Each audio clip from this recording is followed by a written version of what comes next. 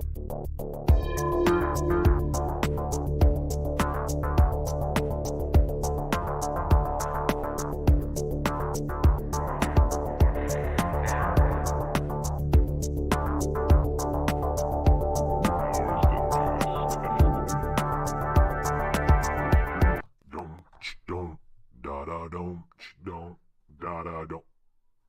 hello, Dungeon fans. I'm the Lich, and this is the Liching Hour. Before you do whatever it is you came here to do, in Dungeon News. Again, I want to apologize to each and every monster for what happened last Saturday night. Jumping out of a cake to surprise a 238-year-old vampire was not the best idea I've ever had. In fact, it might be up there with that prank I pulled on the Mages Council. Turns out wizards and vampires have no tolerance for surprises. Who knew, right? Learn something new every day. Okay, I'm just glad we didn't lose anybody. Technically. I'm being told that Grima the Goblin and Terrence the Gnoll are coming to terms with being vampires now. We welcome you both to HR. In other news, the arts and crafts rooms on levels 2, 3, and 4 have a fresh supply of markers and crayons. It's time for those screen breaks, monsters. No excuses. Especially you, goblins. I know you've been gold farming in WoW again. I love your entrepreneurship, but you gotta give those peepers a rest. That's the news. Enjoy your stay. Viva la Dungeon! Thank you, Lich. Yeah, so everybody jumping out of the cake and scaring Auntie was pretty hilarious, actually, for us vampires at least. The it scared the crap out of everybody else, but we still laugh about it. Don't hate us, Lich. Sorry. So sorry. Hey everybody, Dungeon fans, welcome. It's Friday night. Means we're playing Dungeon Crawl Classics. I'm Kevin from level 9 of the dungeon, and we are continuing the Queen of Elfland's Son official Dungeon Crawl Classics adventure for level 1 characters. Our party: Jasper, Naomi, Atticus, Tarloff, Tasha, and Armstrong. Well, actually, we'll get to that in a second. I just want to cover off one. If you're watching us in YouTube, or you just joined, please hit subscribe or follow. That'd be great. 2, chat plays, meaning speak up. I'm actually going to start rolling a little bit more to determine some of the choices that the party makes. I didn't want to do it too much because I don't want to make it that mechanical, but I'm thinking I'm going to roll in some place. But instead of that, if you want to chime in, and if you're watching on a pre-recorded, come join us 12 a.m. Eastern Time, Liching Hour, in order to give some input on what they should do instead of me having to roll to see if they go north or south or something like that. For the most part, I'm just making this shit up as I go. Let's see. Does that cover off everything we need to cover off? Let me see. There you are. My little cheat sheet. Yeah. We're good to go. I think we're ready. So, last week, our heroes went and delivered a severed head of an infamous pirate captain to the local baron, who gave them a sizable reward and asked them if they'd like to work for him. And, of course, they said yes. And their first job, he sent them off to the Valley village of Eng, E-N-G, where there was apparently some problems going on. People dying, lots of livestock being skewered, crazy stuff happening. Everyone's afraid, night, that kind of thing. They track down. They go visit one of the farms that got the most the livestock killed, and it was a Farmer Morrow, who told them that every night one of his sheep or something would be skewered, and sure enough, whatever it was that was skewering them would burst through the farm doors and kill them and run off. So they staged a little stakeout, and sure enough, it returned, and it happened to be this very large, very demonic and corrupt unicorn that was killing things. And it fell way quicker than I thought to our heroes. I'm like a little worried that they're too strong, but we'll see because they're gonna have. I think they're gonna be pretty challenged tonight. That's all. That's between you and I. Don't say nothing to them, okay? It wouldn't be right. Yes. So we leave them. Oh, and one cool little addendum to that is Armstrong, our uh, chaotic wizard, the only chaos one among the group. He cut the unicorn's horn off to the sort of dismay and uneasement. If it had been a real unicorn, like one of the virtuous ones, I don't think the party would have handled that very well. But because it was kind of monstrous, they didn't feel too bad. But it's still a little bit, what's going on? And he cut it off, and it's kind of a magical weapon now. He can use it. Um, Unfortunately, well, it's a +1, and which helps him because his strength, he is not very strong, not very agile, and has negative modifiers for both of those. Armstrong's one of those skinny, wiry people that can eat like crazy and never gain weight, and is very hardy, right?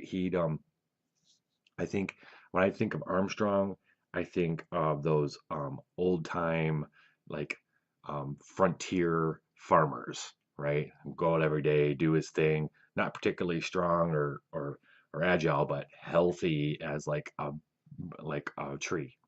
Um, he's a little he's not old, he's not haggard, he's very defined. He's got very serious eyes that are always maybe looking a little too long or staring a little too long at things. Tasha has gotten the brunt of that lately because she's, um, in his mind, a little bit of a competition in the magic sense. Um, some of you have been writing in and asking. I'm kidding. No one's wrote me. Um, Somebody in my head has wrote to me and said, "Hey, what about Precious, Armstrong's dog? He started out this whole adventure many ventures ago. Well, not too long ago, but he has Precious.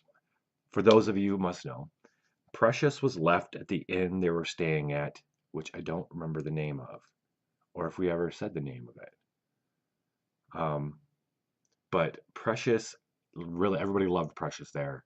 She's staying there because the party feels like they're going to come back. And going on, Armstrong, with his newfound, he was a herder, and the dog's a herd dog, but they were never serious companions. Because of Armstrong's kind of nature, he didn't like him depending on him, and so the dog just kind of followed him around. And now that he's got everything is magic, the dog has found a little family at the inn. They left the dog. Probably way more story than we need for this dog, but hey, you know what? I don't know where these adventures are going to take us. Maybe we'll full circle go back to Precious, and Precious will be like this evil villain of the whole town.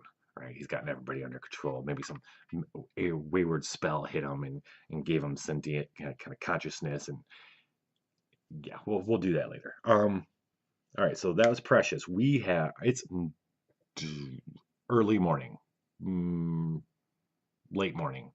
The party had stayed up late around midnight and fought a unicorn, and then slept around the farmer's farm, and is waking up, scrabbling whatever breakfast they can. And he told them that night after they killed the unicorn, the farmer told me he was an older guy and he'd been around for a while, and he still remembered when the lines between Elfland and their land had been a lot more open, and unicorns had actually come, and real unicorns, not evil devil unicorns, had come and grazed there. But the rumors were that the Duke at the time had hunted and killed one of those unicorns and pissed off the Elfland and the king of Elfland, and the king of Elfland closed up the borders.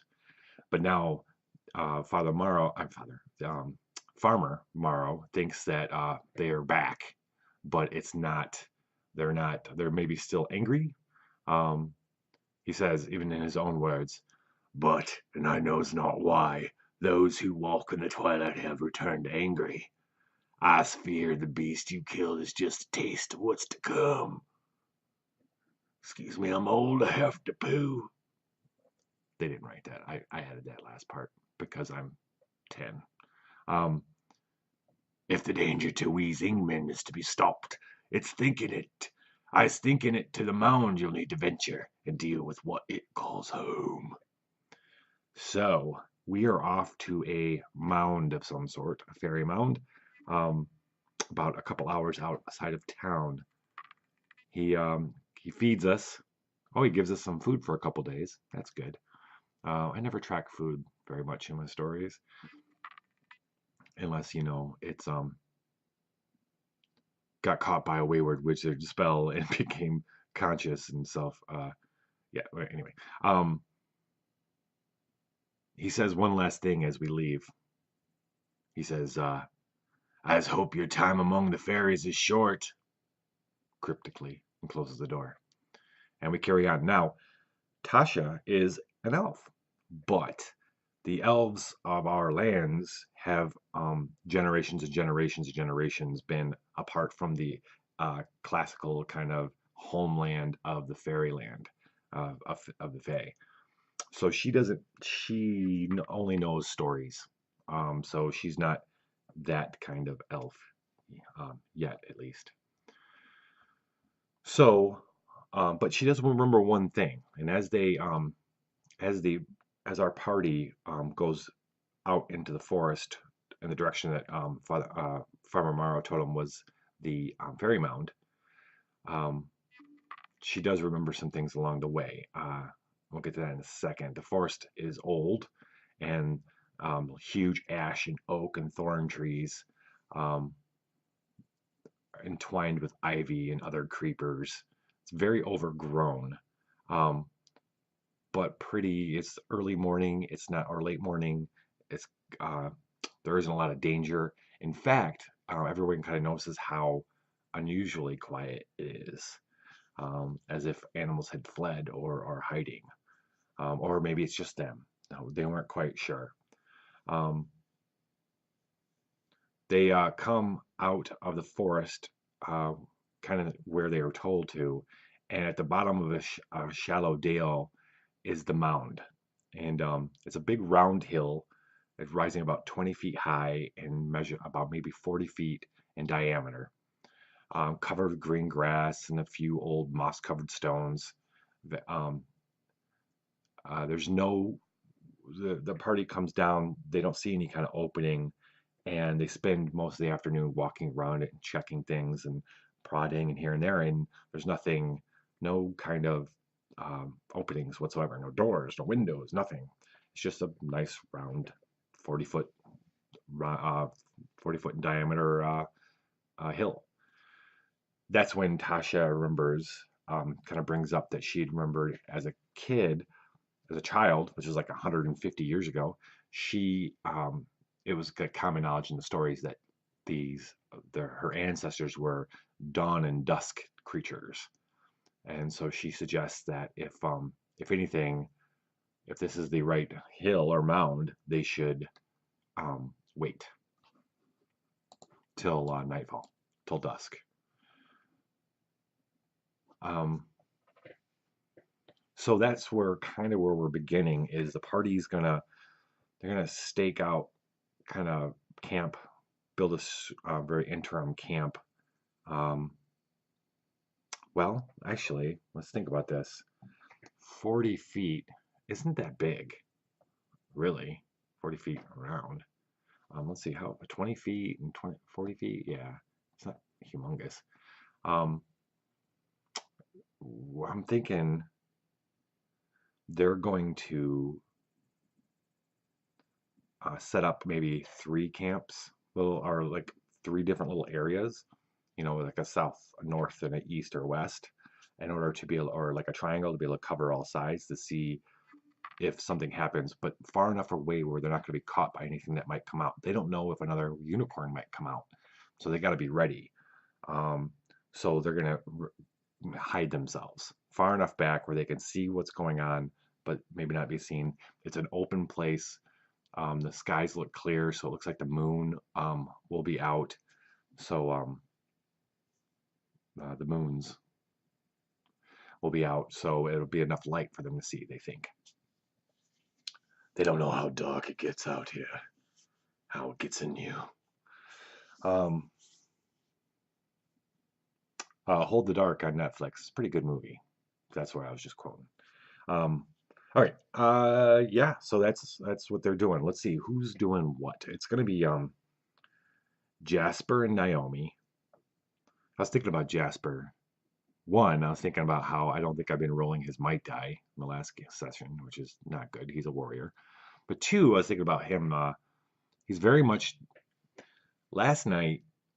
To just give you an idea of what's going on in Jasper's mind. Last night he had a dream of these. He was this big titan, um, copulating with this other huge titan that could have been female or could have been male. He wasn't quite sure which one was which. And very confusing because of the stuff that was going on and because they were covered in the gore of the bodies of all these dwarves and humans that they were copulating on.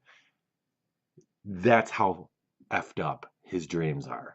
Ever since he killed this Titan, um, the sleeping Titan who had woken and he stabbed it with the ancient spear, he's been having these nightmares where he's the Titan and he's been doing like crazy, nasty Titan stuff, like copulating on the corpses of dwarves. Um, and he's been tormented by these every morning. He's not all there. Well, he's tired. It's been wearing on him. He's found more and more solace outdoors in the wilderness, and um, he's withdrawn. Although nobody knew him well enough to understand how withdrawn he's become, you can imagine he's got the beards going. He's quiet. He speaks very low. A lot of times people have to ask him what. But with Babe, his crossbow, he seems to be pretty good. So seems to be all right. So no one, these people don't really know each other that well. They're just getting to know him. Jasper just seems like that's the way he is. None of them know he's having these dweems. Nobody knows he's having them dweems. Um, but maybe there's suspicion, but nothing that's been, especially if they're sleeping in camps now. Well, they haven't. He slept last night. Let's say that Atticus Atticus has noticed. He woke up one night, or he was on watch, and he heard Jasper say something, and he noticed the night before. So he's the only one that's kind of going, "I wonder what's going on with that," but nothing where he's going to need to speak up. And this might be, we're going to pull this into the story um, a little later.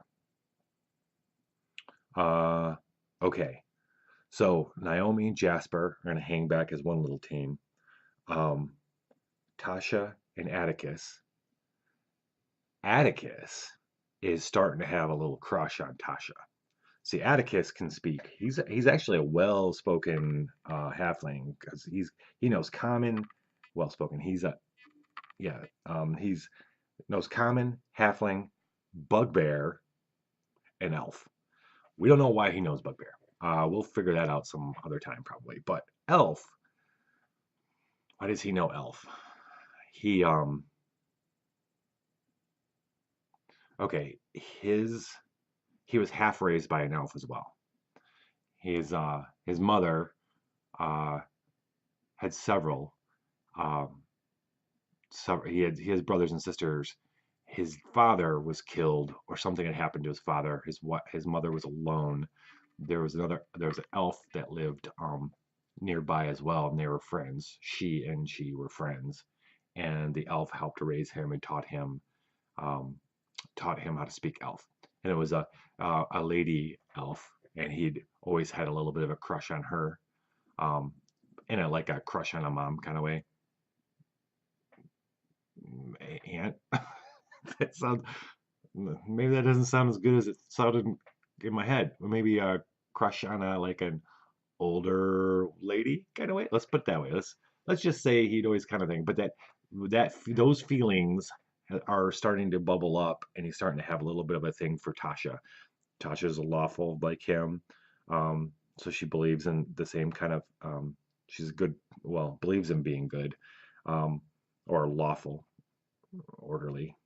Anyway, Atticus is kind of drawn to her, especially because and he can speak to her in Elf. And when they're together by themselves, he talks to her in Elven because he doesn't want to make other people uncomfortable having them talk in a language that they don't understand. But he likes talking to her on the side. So him and her go off, and they're in a little team. And then Tarloff and Armstrong, Tarloff, our pirate buddy who joined the group last adventure, and in their last adventure, and um, Armstrong.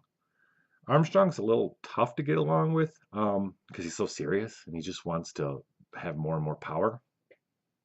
Armstrong's a little one-dimensional at the moment.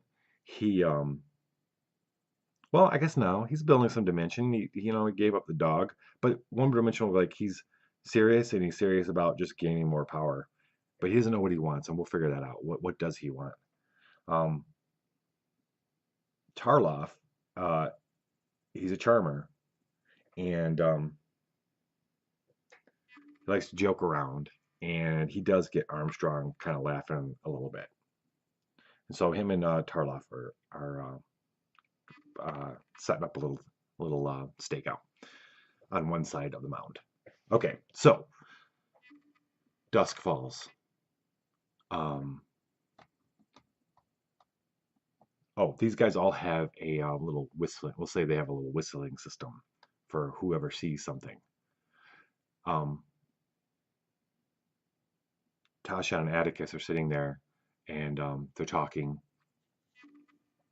and talking in a soft voice, and they can't. They like talking to each other. That's another reason why he's kind of starting to vibe on it. And they realize that that dark is falling, night is falling, and a low mist fills the bottom of the dale, transforming the mound into an island in the middle of a cloudy sea. The light of the newly risen moon catches on a few of the old stones atop the hill, throwing silver highlights upon the mossy rock. Suddenly, a rectangle of glowing green light appears in the east side of the hill, where Atticus and Tasha are, slowly spreading as if someone opened the curtain covering the window of a lighted room. 4 armored and armed humanoid figures step out of the gleaming aperture and take up posts on either side.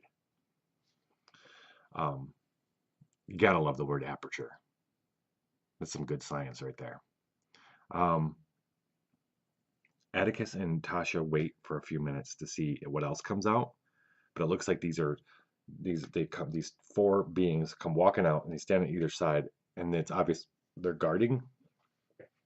And as of right now, nothing else is coming out.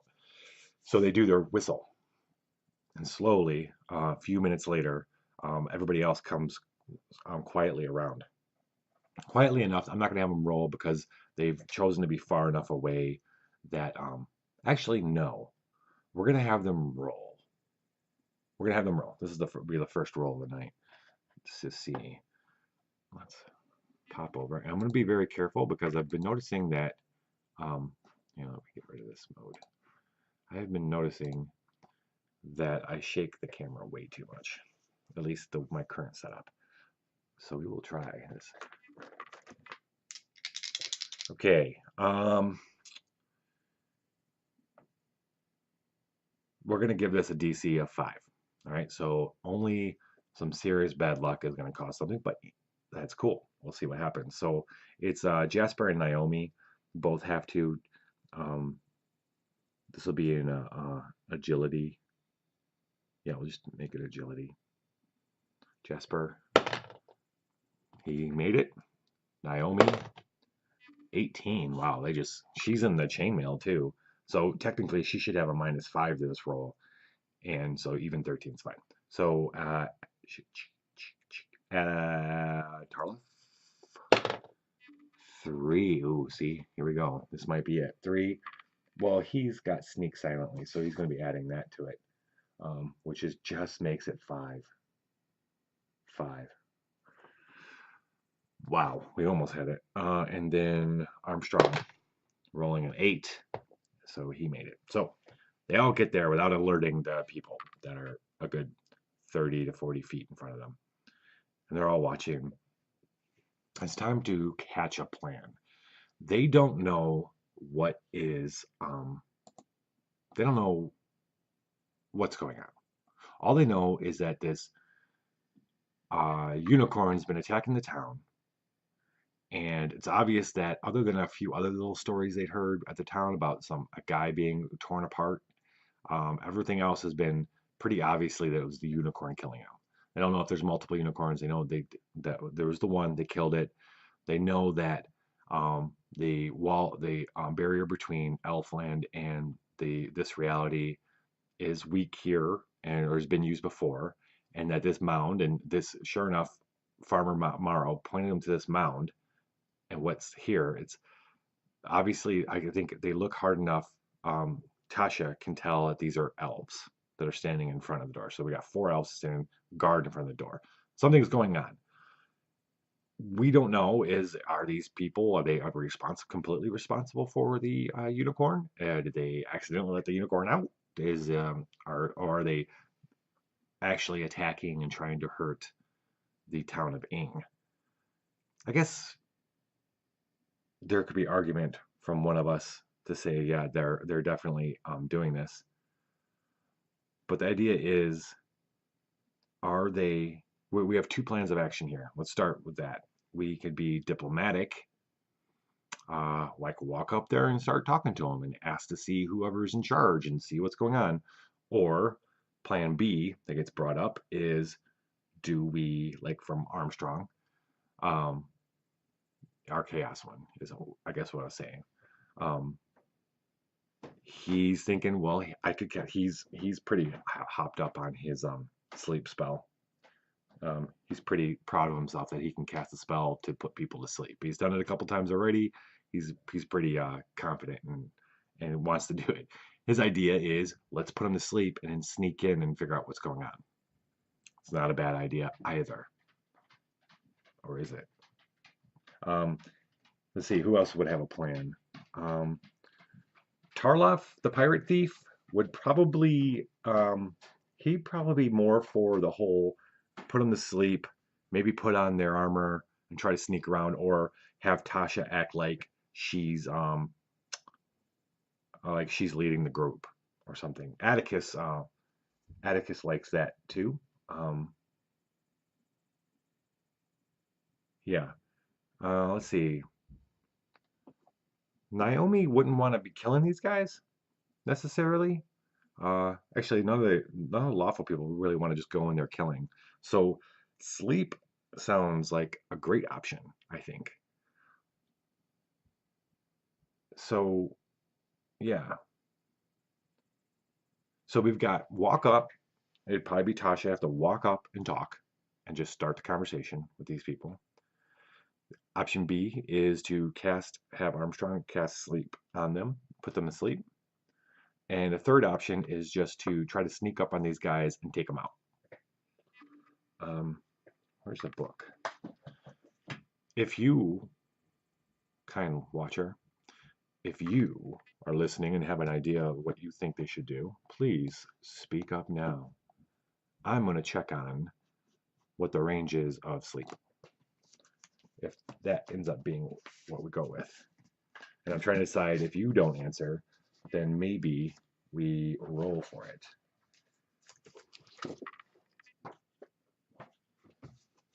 Do do do do do do do do do do do do do do do do do. This is level 2 spells. We want level 1 spells. Give me the level 1 spells now. Schnell, schnell. Come on. That's still level 2, buddy. Level 2. I love looking through a book for spell stuff. It's so much fun. Spider sleep. Range is 60 feet, people. 60 feet. Interesting. Okay. Whoa, look at that. I am out of focus. Oh, hey. What's going on? Okay. You're back with me? Camera? Okay. All right. Let's decide, shall we? Who would be the person who would advocate? Is there anybody who would advocate for diplomacy? I'd say Tasha. And then Atticus would go along with her. I think, who would advocate for the sleep? I'm trying to decide if I'll roll for this or we just roll for or roll with. I like that. Do we roll? Huh. Hmm. How compromise? Tasha walks up. We see how it goes. If we need to have it happen, if stuff needs to happen, um, Armstrong casts the sleep. That sounds like a good plan. Let's do that. We split the difference. All right, all right, all right. So Tasha walks up. She leads. Should we all go together? Well, or should somebody stay back? Because Armstrong can cast from far away. But then again, he needs to be a little closer. Oh, well, he's got a short bow. It's not too bad of an idea keeping him back. And they'll give a signal if he needs to cast it. 60 feet's pretty good. Jasper might. Oh, okay. I'm starting to hatch a little plan here. Here's the problem, though. If they get invited in, we don't want these guys split from them. So,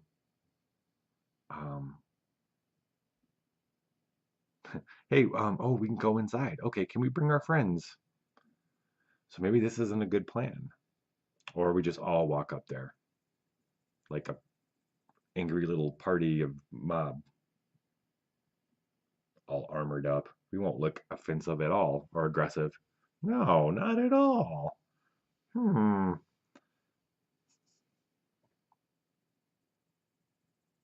Okay.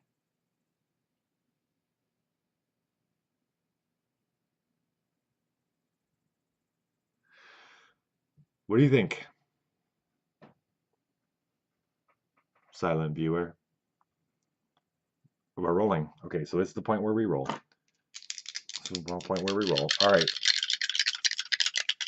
We're going to roll against everything. Option A, which is, all right, we got several options. Option A is we are going to pure diplomacy. The whole party walks up. Pure diplomacy, whole party walks up. It's the yellow die. Okay. Option B is we sleep. We attempt to sleep them, take their shit or their armor, and go in disguised. That is going to be this red die. Then, just straight up murder. Is that on the table? I don't think that's on the table. I don't think our lawful people are going to just attack. Then again, let me say this. I guess we don't know for a fact if they are the ones that had the horn. Ha, cool option 3. This is okay, so this is, oh yeah, okay, all right. So option 3 is to split the difference between the other two, where we walk up to find out if they are responsible for the unicorn. If they're responsible for the unicorn, it's fight time. Armstrong casts the spell, people rush in. This is a good reason for everybody to stay back because they don't plan on going in until they take care of these 4. So that third die is this blue one. I like it. I like that one for sure. In fact, I think we're going to okay, let's roll. I was gonna say maybe we just roll that period. But let's see what the dice tell us. Oh bones. Oh magical bones. 4, 8, 9. Jesus. So it looks like yellow one, which is pure diplomacy.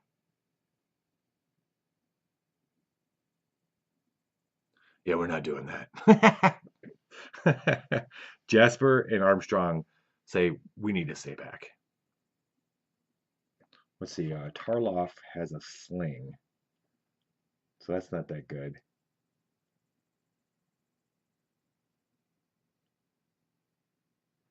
If we do the third plan, we're going to do the third plan. Damn the dice. What if Tasha and Atticus go by themselves and everybody else hangs back to see what happens? Yes, let's do that. Sorry for all the indecision, guys, but it's got to be just right. It has to be just fucking right. Okay.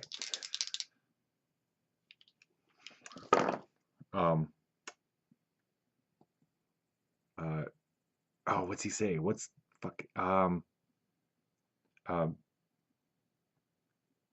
Anyway, paint, if you will, a picture. um. Prince. Paint, if you will, a picture. Jasper, crossbow babes out. Armstrong's got himself ready. Naomi has her trident, and she hangs back as well. She does maybe. Oh, she's got Ooh, she can attempt to cast second sight. Aha. She's gonna cast second sight, and that might solve a lot of this. So second sight is a spell where she can concentrate on a decision that she's about to make and find out some kind of clues to what might happen during that decision. So let's cast it. Let's see if if she's doing better with her. I feel better about this now that I'm ignoring the dice. I feel good that we'll cast a spell and maybe that'll work itself out. But we know that she had a rocky relationship, start of a relationship with Pelagius, her god, in their last adventure under the sea. So I'm gonna find those. Where's the cleric spells? There we go. And so let's see if that's gotten better. Okay. Takes a round, takes a turn, that's fine. All right, let us roll. Let us roll, children. All right. Her modifier is +2. She has no disapproval range. We are good to go. And lift off. Oh, let's bring you along for the journey. Hello. Yeah, that's a dice tray. 17 +2 is 19, if you were wondering. Okay. That's to see how this manifests. Okay, 19. The cleric has a hint of possible outcomes. She must spend the following round concentrating on a choice that must be made in the next 30 minutes. The cleric gets a sense of whether the action will be to her benefit or harm. There's 80% chance the sense the cleric receives is accurate. Right. Her choice in what the action is. So what that she makes? A decision that she makes, right? A choice that must be made. Like which direction to turn in a dungeon or whether to enter a room. Huh. All right. So our decision is whether or not Naomi and Tasha and Atticus go up and approach the guards. And she gets hints of conflict. And from that feeling, now she feels this, she thinks it's because they are indeed what they're going up to find out, Tasha and Atticus, is whether or not these elves have anything to do with this unicorn. And she sees flashes. She says she sees a flash of the unicorn horn in someone's hand, in a small hand. Atticus had said that he'd wanted to take the unicorn horn up there Armstrong was didn't necessarily want to give it up, but understood why. Um, she sees a flash of that. She sees uh, then she sees violence. Oh, but the violence she gets flashes of is inside, inside, and it's she sees Atticus, she sees Tasha, doesn't see the rest of them, and it's inside. So she's got this kind of feeling. This might is 80% right that this is violence is gonna there's gonna be violence, and um it could be inside, um not outside, and they won't be involved. So she feels like them going up and doing this, whatever happens, they can't go inside. These guys, or these guys are definitely, oh yeah. So the question is, are they responsible, or are they just super pissed off that they killed a unicorn? She's leaning towards that these elves are the cause of the unicorn, and the violence is some sort act of retribution. So, armed with this knowledge, meanwhile, by the way, she casts a spell. She says her things, and her eyes fuse shut, but she can still see through them. I guess no one else can really tell this, but she's seeing through her eyes and seeing all this happen while they're closed. This is one thing I love about Dungeon Crawl Classics is the manifestations of the spells. And you can roll on a chart and see how they come about. Even the cleric spells, or a boot if you're Canadian. So, what do we do with this information? Well, if they're Atticus argues now, why waste time? Let's just go and let's do this. Let's cast a spell. We still have while we still have the surprise, right? Let's do it while we still have the surprise, and the element of surprise. We know. Let's say Naomi isn't necessarily sure that these guys are the cause of the unicorn, but she's leaning towards yes. Everybody else takes it as a yes. Like, okay, let's just let Armstrong lead with the thing. We'll hang back. He'll step out, cast it about 60 feet away. Still misty and stuff. They elves can see how far for infravision. Let's see. I want to see if these guards are going to be able to see him 60 feet away, or not miss with their infravision. Ha, guess what? An elf can see in the dark up to 60 feet. I wonder if that was planned there. So, all right, they will be able to see him. They might, well, we'll say this. They might not be looking for him. He doesn't have to be 60 feet away directly in front of them. So we hatch a new plan. Everybody's readied, combat readied, with ranged weapons out. They kind of move a little bit, so that Armstrong can move up. They're a little to the side of them, so he can step up, maybe a southeast. He's going to step up, get as close as he thinks is close enough to cast his sleep. He's going to get up there. He's going to cast it. When they fall asleep, everybody moves in, takes their armor, and they're going to we're going to put it on just for the heck of it, just to see if it helps guide them in there. I mean, hide them or disguise them. And yeah, that's the plan. So everybody gets ready.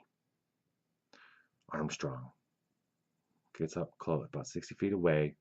We're going to let him just succeed at this.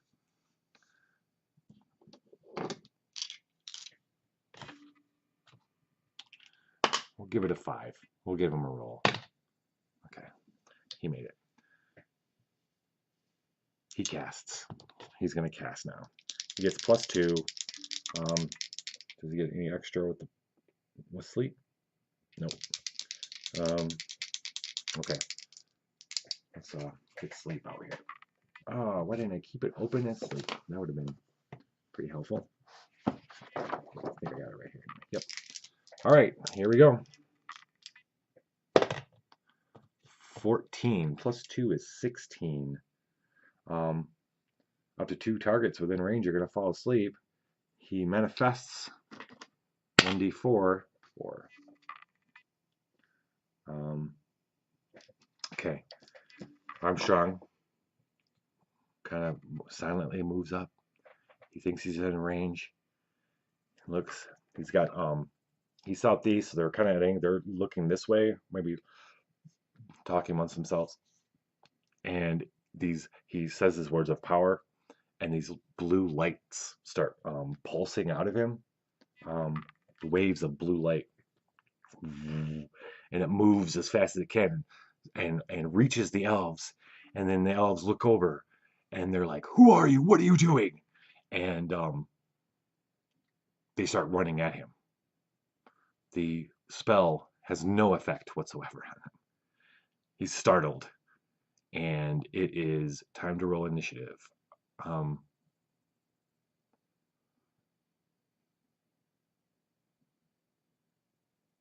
Let's see. He does that. I'm just thinking about surprise and stuff like that. But the element of surprise is over.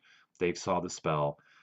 One of them, the other people, everybody else, the other part of the party notices this. 3 come. They say something to each other. 3 come running out. 1 goes in to the mound, back in the doorway. Uh-oh. Let's see how strong you are now, Mr. Party. All right. So, Armstrong's 60 feet away. These guys move at, I think it's 20 feet a second. 20 feet a second. No. Did I not get there? Huh. So, 20, hold please. Okay, 30 feet around. So, we're going to roll initiative. There's 4 of them. And, well, no, there's 3. I'm sorry, there's 3 of them, and 1 went into the mound. All right, initiative for the guards.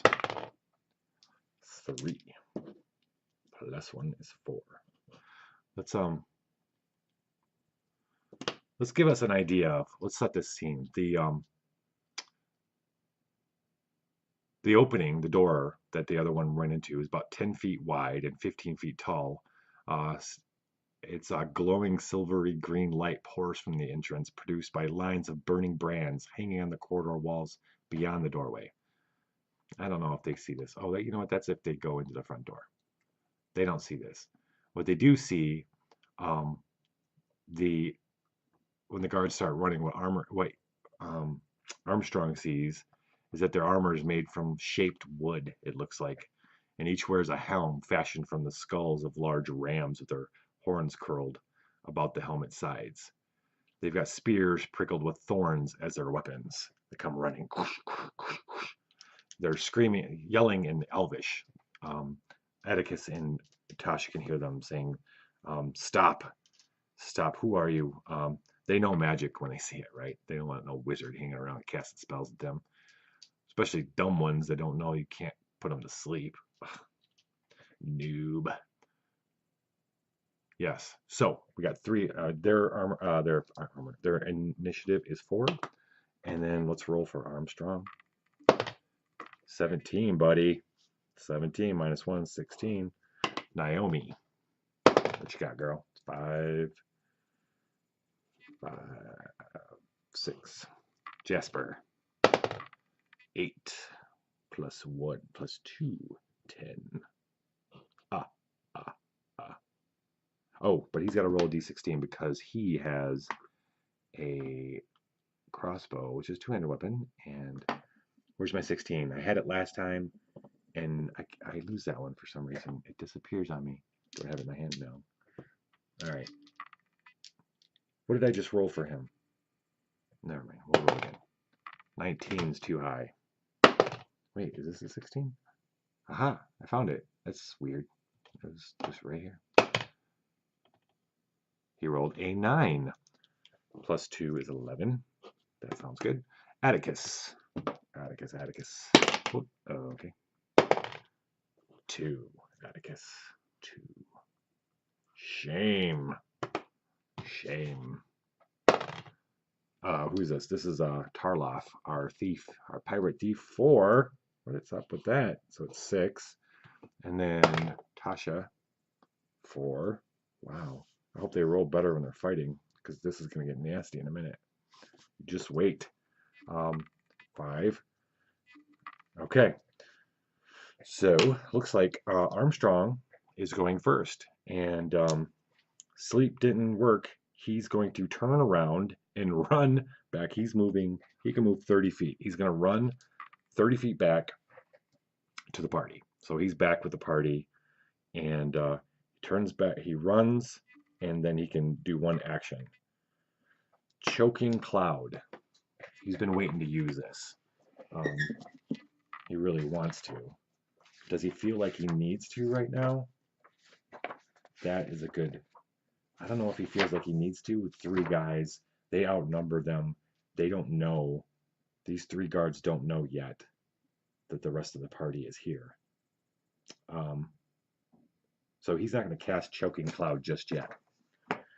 He is going to... He also knows Magic Shield, but in Dungeon Crawl Classics, if you didn't know, when you get a spell, when a wizard learns a spell or an elf, that spell will always be a little different based on you.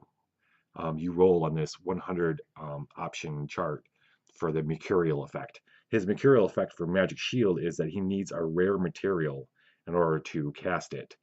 He hasn't quite figured out what that rare material is yet. I haven't figured it out yet. We're going to let this play out. So I don't know why I'm bringing it up. He can't use it yet, but we want to figure out what a good fictional, a good for the story element. Like, is it Elf's Blood? We don't know. We'll figure it out together. This is something fun we can do together. Yeah, so Armstrong runs. That's what he's doing. He runs. He gets his unicorn horn out. Oh, he's got a short bow. So he runs. He's gonna get a short bow out and get himself ready. That's Armstrong. He is at this moment he is 90 feet away. Everybody is 90 feet away from these elves. These guards.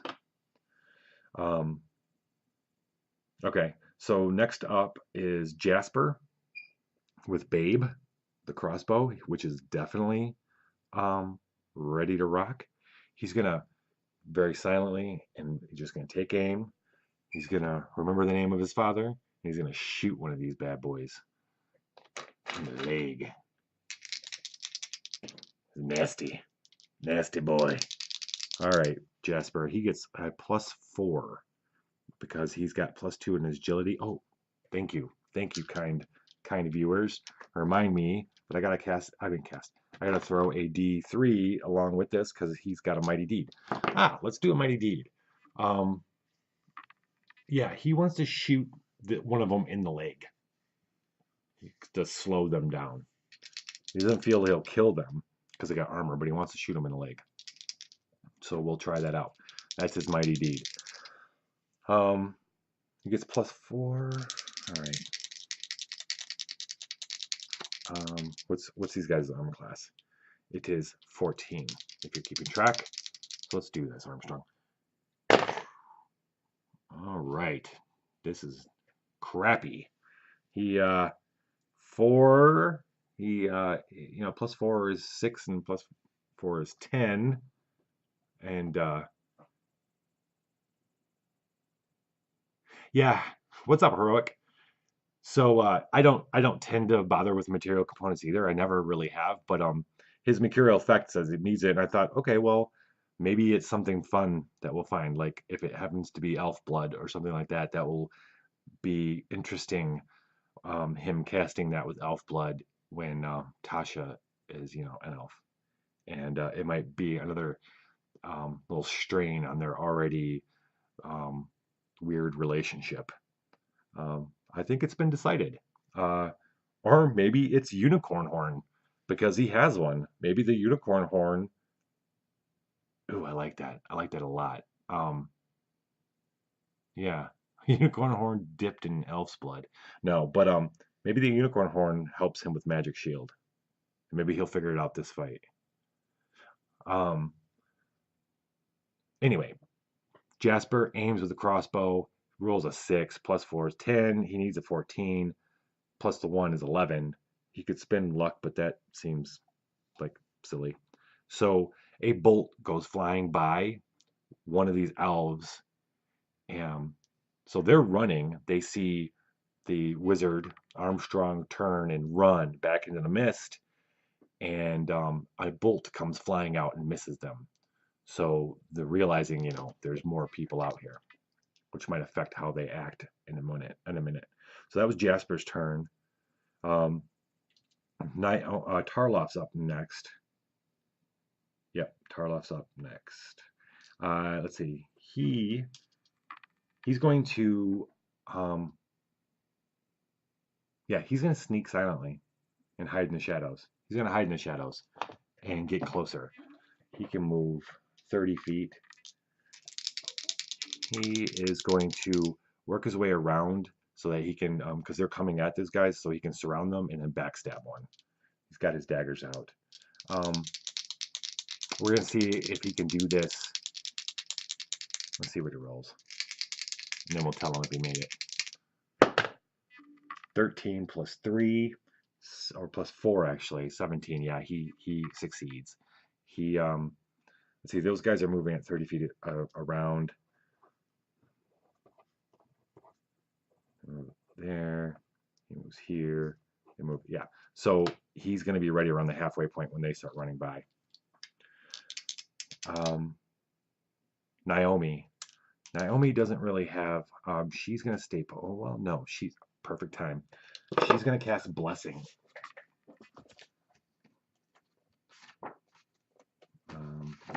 On, herself, I think. She's going to bless herself. Bless you. Oh, well, thank you. All right. Yes, lots of wizard spells. Yes, you're very prolific.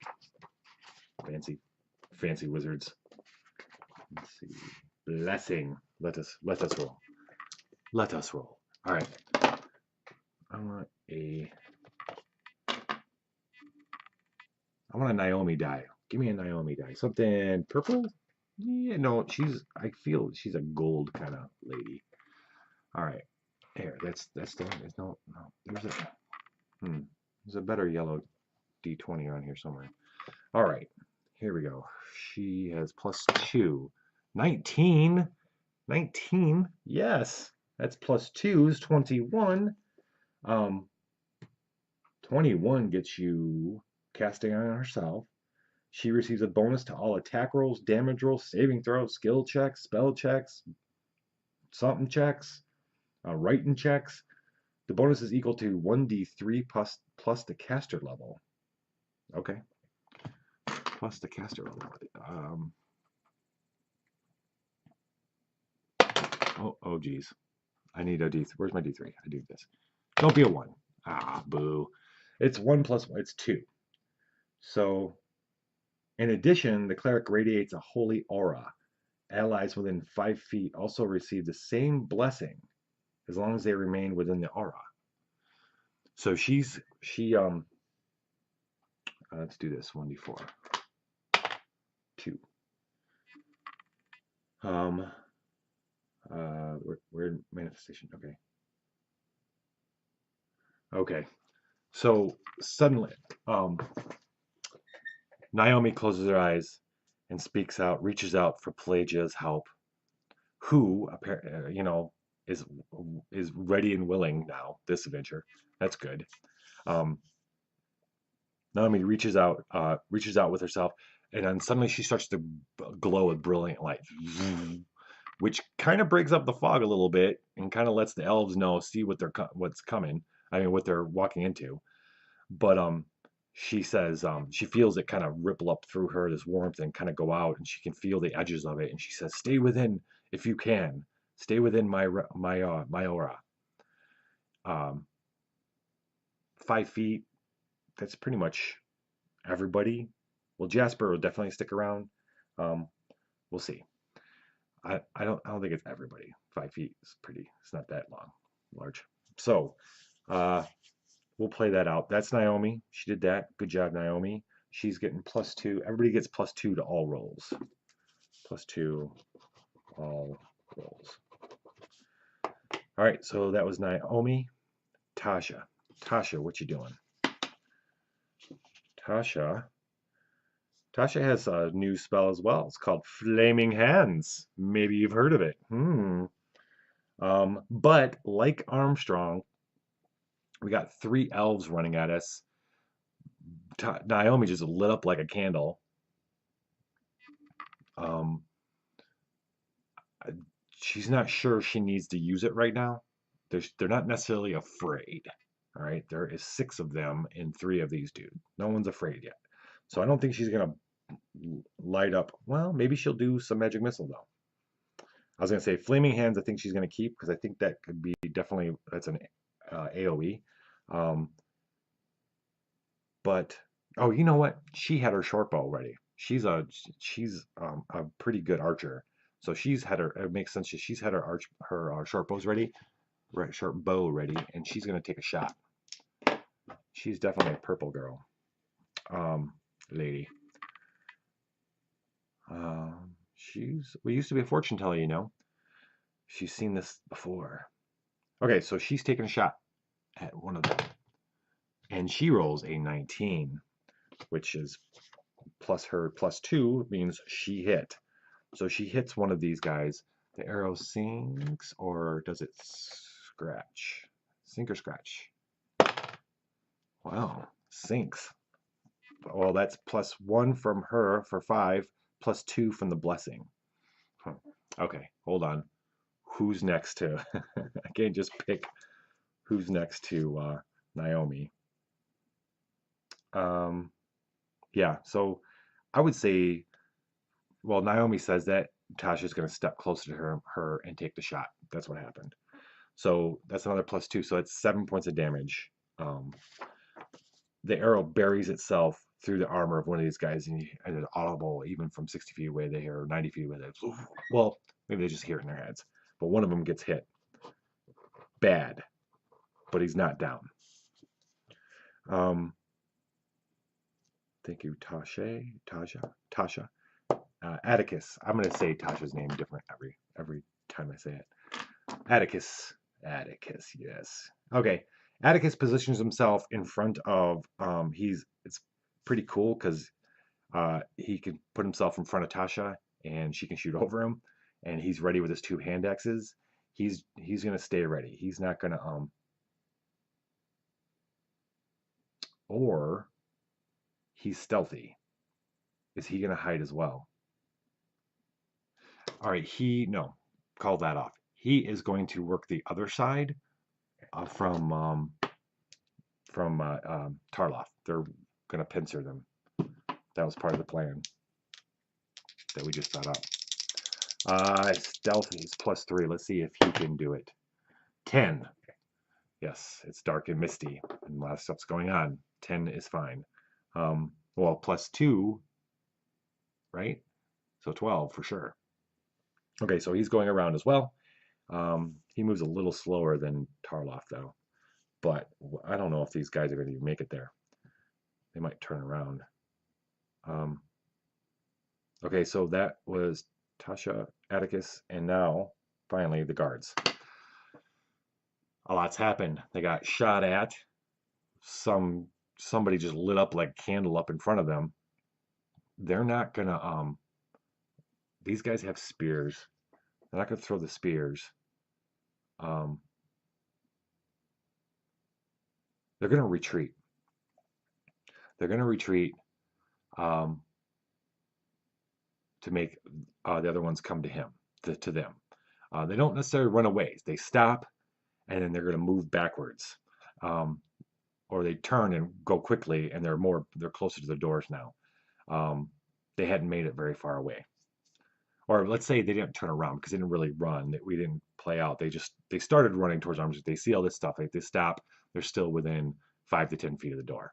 So they stop and they yell out in Elvish that, "Who are you and what do you want?" Parlay, parlay, they're saying. Or just who are you? What do you want? Um, that throws us back to Jasper. Jasper looks at Naomi, and he looks to Naomi, and Naomi looks to Tasha, and he's Alvish. So what do they want to do? They've got Atticus and Tarloff are moving silently to kind of flank these guys. They didn't plan on a turn of diplomacy here. So Naomi makes a decision. She says, "Let's tell them." She goes, "Tasha, tell them that we what do we want to accomplish though? They want to talk. They're pretty sure that these guys are responsible for the unicorns. They've started this off by attacking them. Um, Naomi's not her first thought isn't going to be let's go trick them and kill them. She's lawful.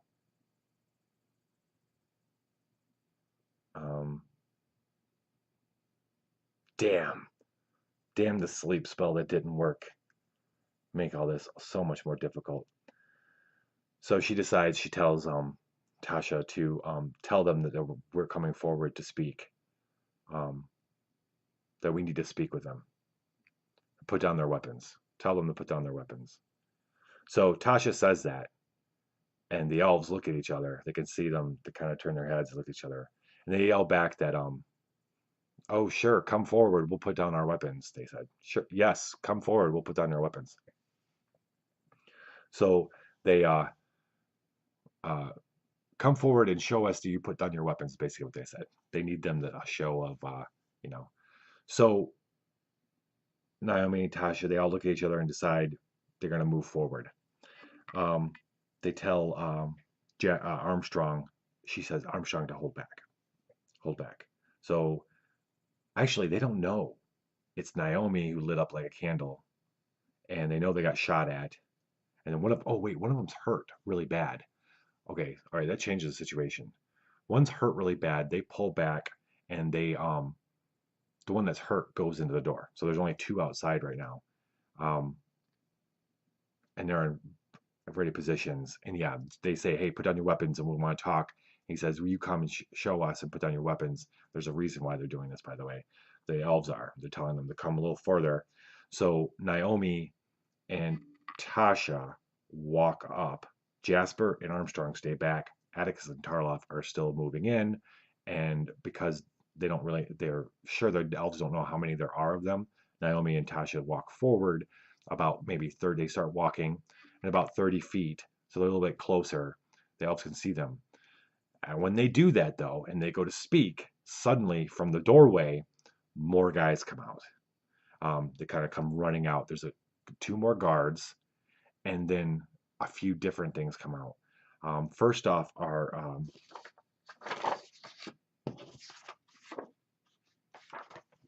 hold please. Yeah. Three of these, they look about 4 feet tall, kind of armored as well. And all they can see, what the party can see, are these glowing red eyes. They come out. Where are we at here? Yeah. Blazing red eyes. Look like bearded people, blazing red eyes. They can't tell what they're wearing. They're not wearing any kind of heavy armor or anything, though. They come running out, and it looks like they might have daggers or something in their hands. They stream out of the door and kind of make a kind of a fan out. And then two more of the fairy guards come out. There's now 4 of those guards, another 4 with the armor. They can't tell. Party can't tell if one of them's the wounded one or not. And then, boom, boom, boom, out of the door comes this 6-foot tall, big guy who looks like he's got a big pot belly, but he's big and he's got this huge maul. And he goes, boom, boom, boom. And look, they're all looking around, and they look at the other elves, and they all look, and they can see Naomi and Tasha there. And there's no speaking now. They just go. they're not going to take any more shit from. They don't want to talk. Reinforcements have come. It's time to party. So we've got these 3 4-foot tall blazing red eye things. We've got 4 of the guards that are the elfin guards. They're all elves of certain different types, and then that big hulking guy, ogre-ish kind of thing. We're gonna roll initiative for just the. We're gonna keep the initiative we had. Well, we should re-roll everything. We really should, because everything kind of stopped. So the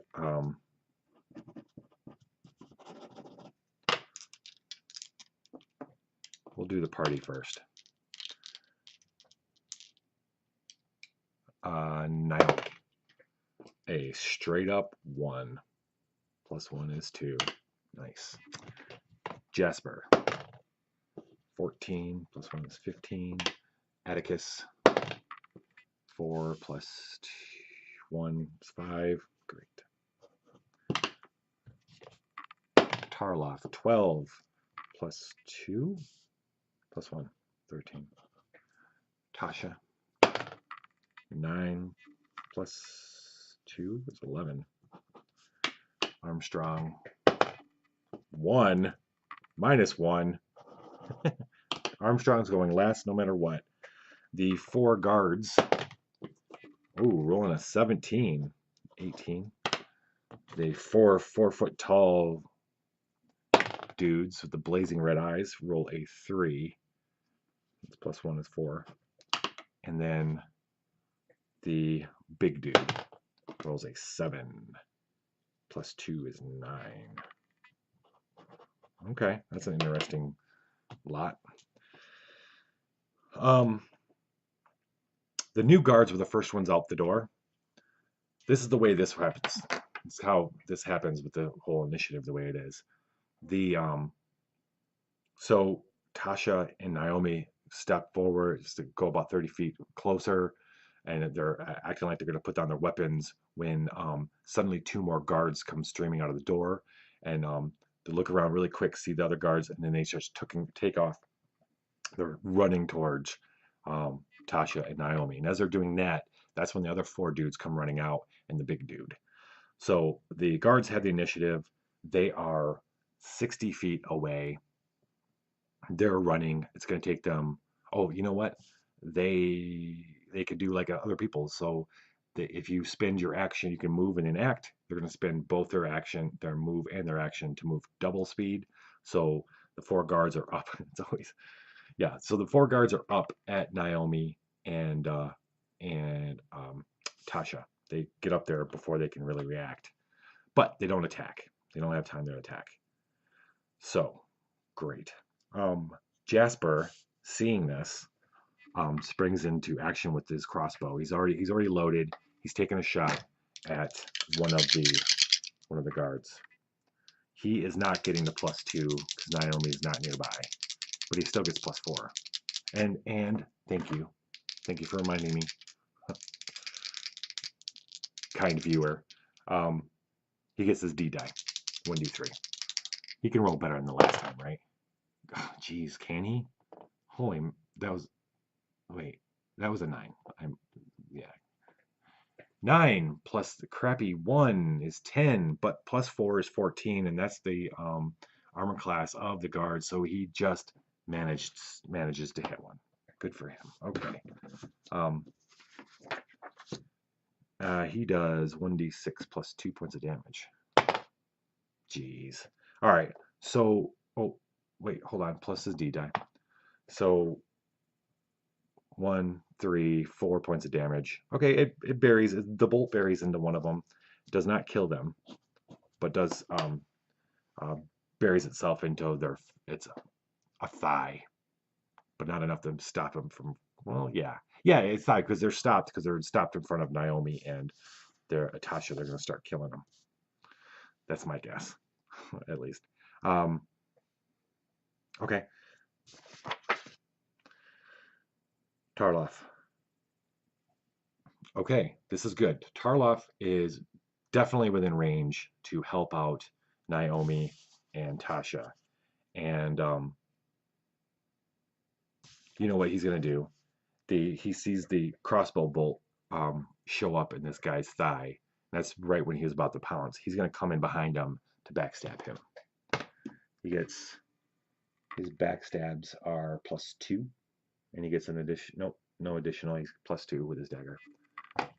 So let's do this.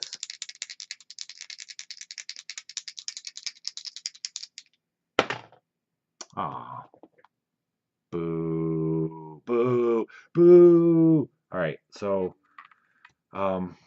actually, I got something for that right here. What's um, boo. So he goes in.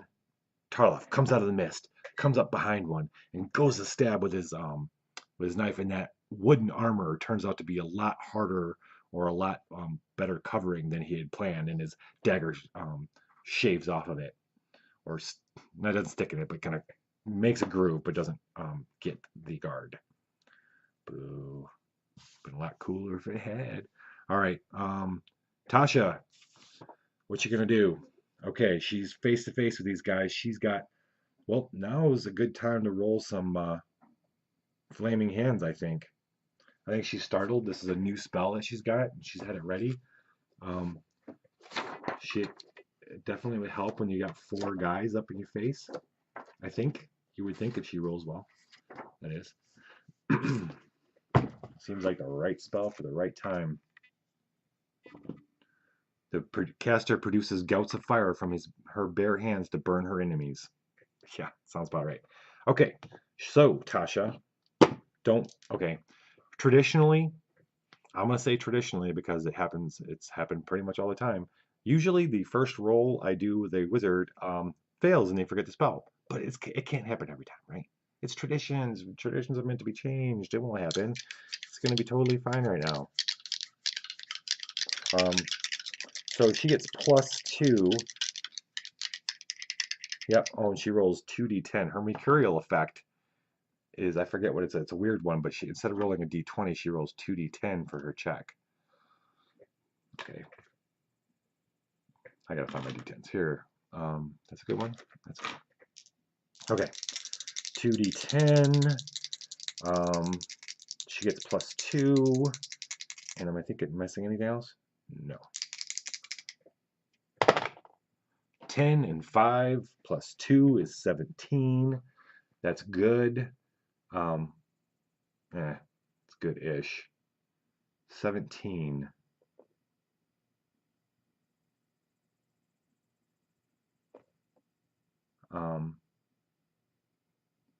Let's see. If she spends 3 points of luck.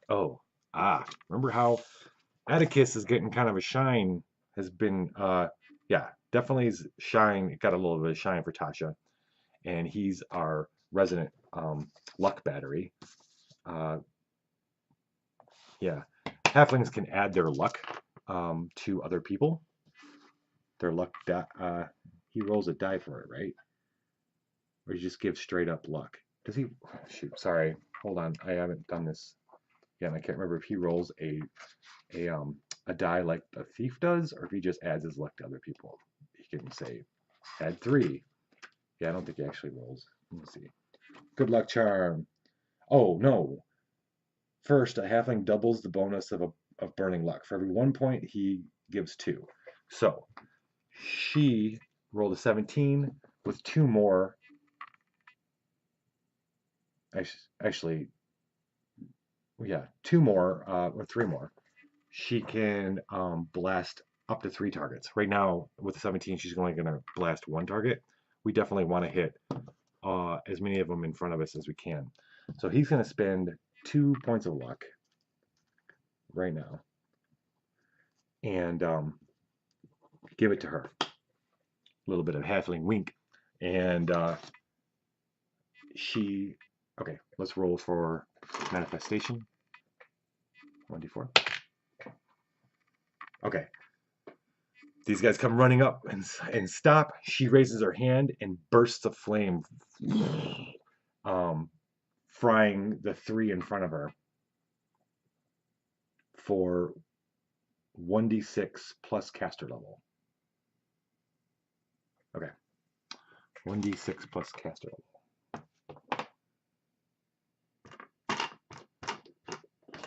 So don't roll a 1. Come on, that'd be really boring. Oh, you're not.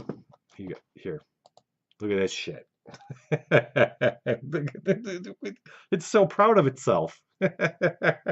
Okay, all right. 1 plus 1 is 2. She's standing. Hold on. Hold the phone. Wait. Hold. What? Back up. Back the fuck up. Okay.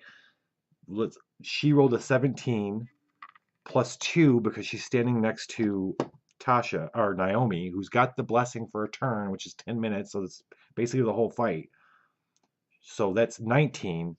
He spends 2 for 4, and that's 23. Oh man. 23. If she spends 1 luck, she's going to spend 1 luck. Yep. No. God, I don't want her to spend luck. I want him to spend luck. He's going to spend 1 more luck. Because what that does is puts her up in the next rank, which is spell produces a blast of fire that burns up to 3 targets within range for 2d6 plus caster level points of damage. We're going to keep the 1 since it rolled and it's so proud of itself. And we're going to roll another d6. And it's a 2. That's 3. Let's see. 3 plus caster levels 4. Plus 2 from Naomi is 6. So she lets loose this fire and does 6 points of damage to everybody in front of her. One of which was the guy who got the crossbow bolt, and that kills him. He fries, he screams, falls down. The other 2 are badly burnt and are not happy about it either, but not dead. Cool. Okay. That's Tasha. Tasha's okay, she was 11, and then it looks like okay, the big dude, the big thing that's behind everybody, he moves. Let's see, does he? Do we know how fast this guy moves? He's 30 feet. Okay. All right. He is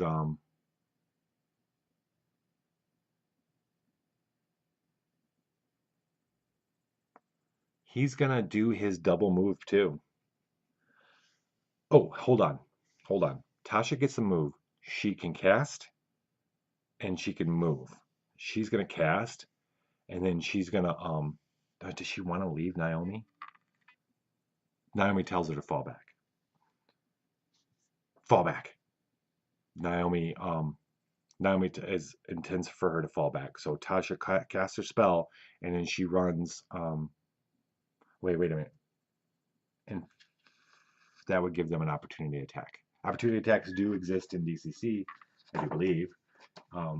So the guys would take a shot at. No, she's not going to run. But so the big guy, the big thing, we'll describe him as he starts boom, boom, boom, boom, boom. He can move double his speed. He's going to get himself up there in front of Naomi and with the intent of smashing her to bits.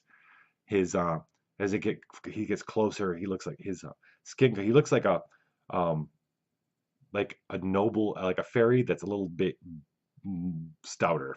We'll say stout, and his skin's the color of damp stone, which is pretty cool. And he's dressed in like peasant clothes that are the color of crimson, and a big pot belly. But he's got a big awesome looking maul. And he's about to pound somebody in the ground with it. But that's his whole turn. 9. Next down the list is Atticus. Okay, Atticus, what you doing? Atticus.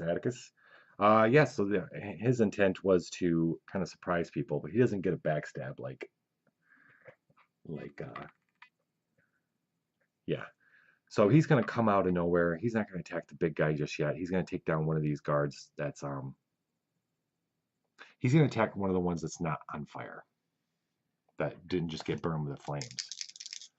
I mean, in my mind, it's Naomi, and Tasha, and to Tasha's right is was Tarloff coming around. Atticus is on the other leg, and he's going to come in and attack the one that's not on fire, that's in front of, basically in front of Naomi. Oh, this is a really good Atticus die. Our little Mariner halfling. I got the perfect D20 for him.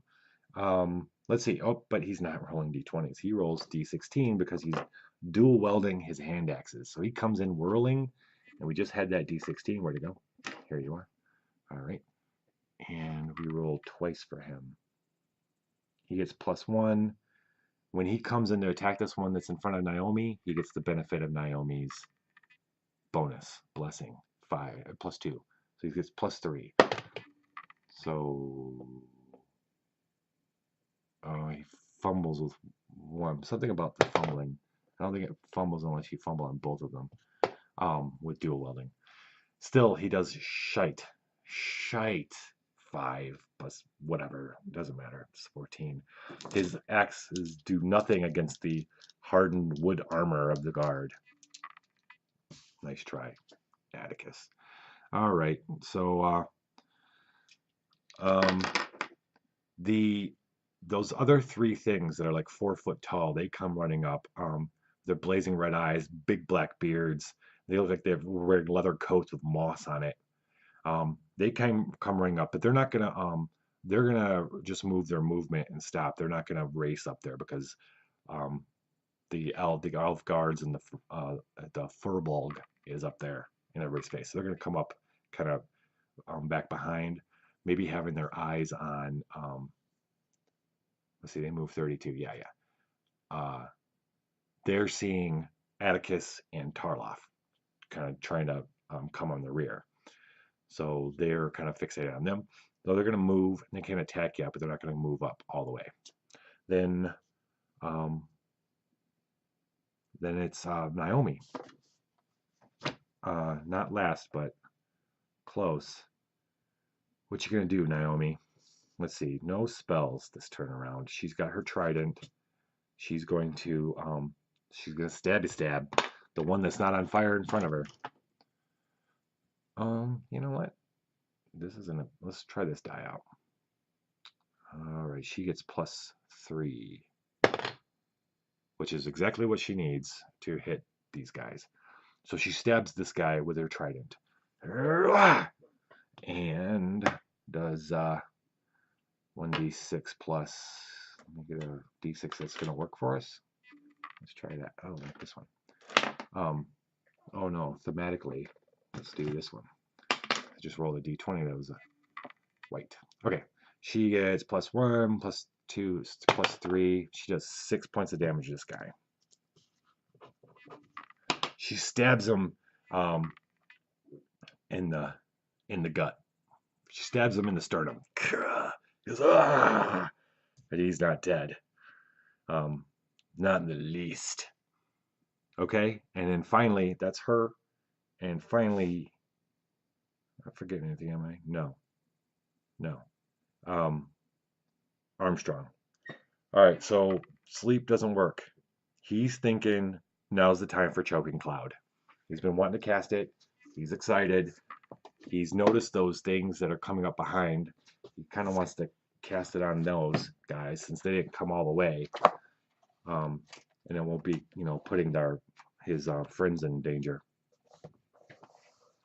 So let us roll. He gets +2. He is not near Naomi, so he just gets his +2 check. +2 is 10. He needs to spend 2 luck or he's going to forget this spell.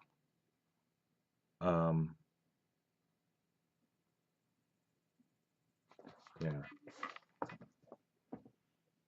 Or he could do spell. He's going to do spell burn. He needs to do 2 to make this happen. He feels himself losing the he's trying to cast it and he's kind of losing it. And let's see, what can he do? As part of it, an easy thing is he's gonna rake his face or rake his hands or something to bleed, giving himself losing a couple points of stamina somehow. So he burns a couple points of stamina in order to cast the spell and not forget it. And one designated target this sucks, is engulfed in a caustic stinking cloud for 1d4 rounds, suffering, I should have done that, Fulborg, suffering a -1 penalty all rolls for 1d4 rounds. Okay, so one of these little 4-foot guys, these guys are called Norgan. He suddenly this, well, let's roll this other one. 4, a geyser that erupts from the ground below him. All this black caustic stuff. It's gonna stick around for 2 rounds. It's making it hard for him to see, and so he gets -1. It's -1, right? No, -2. No, -1. Boo, -1. Okay, whatever. All right. Thanks, Armstrong. Thanks for trying. At least you didn't forget the spell. Yes, it is top of the round, and this is where it's gonna get hairy, because everybody's in range. Top of the round, and the guards are first up. We've got 4 still, and they're still alive. No, I'm sorry. We have 3. One's dead.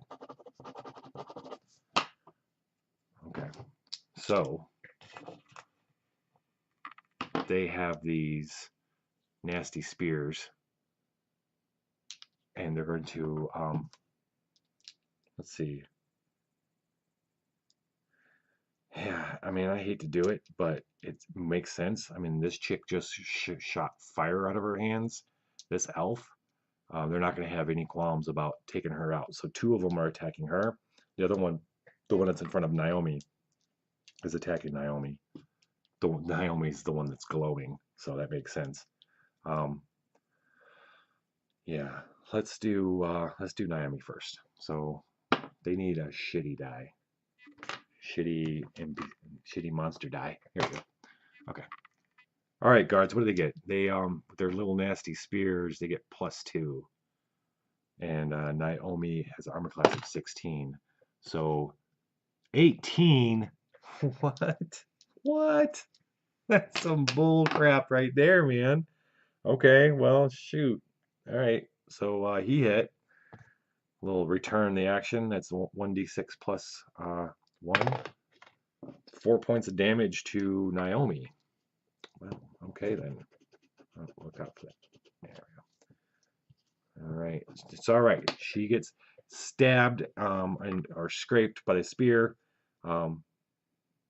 And you pick a body part. She only took 4 points of damage. So he gets in between her chainmail and the other, but just scrapes along her side. Deep gouge.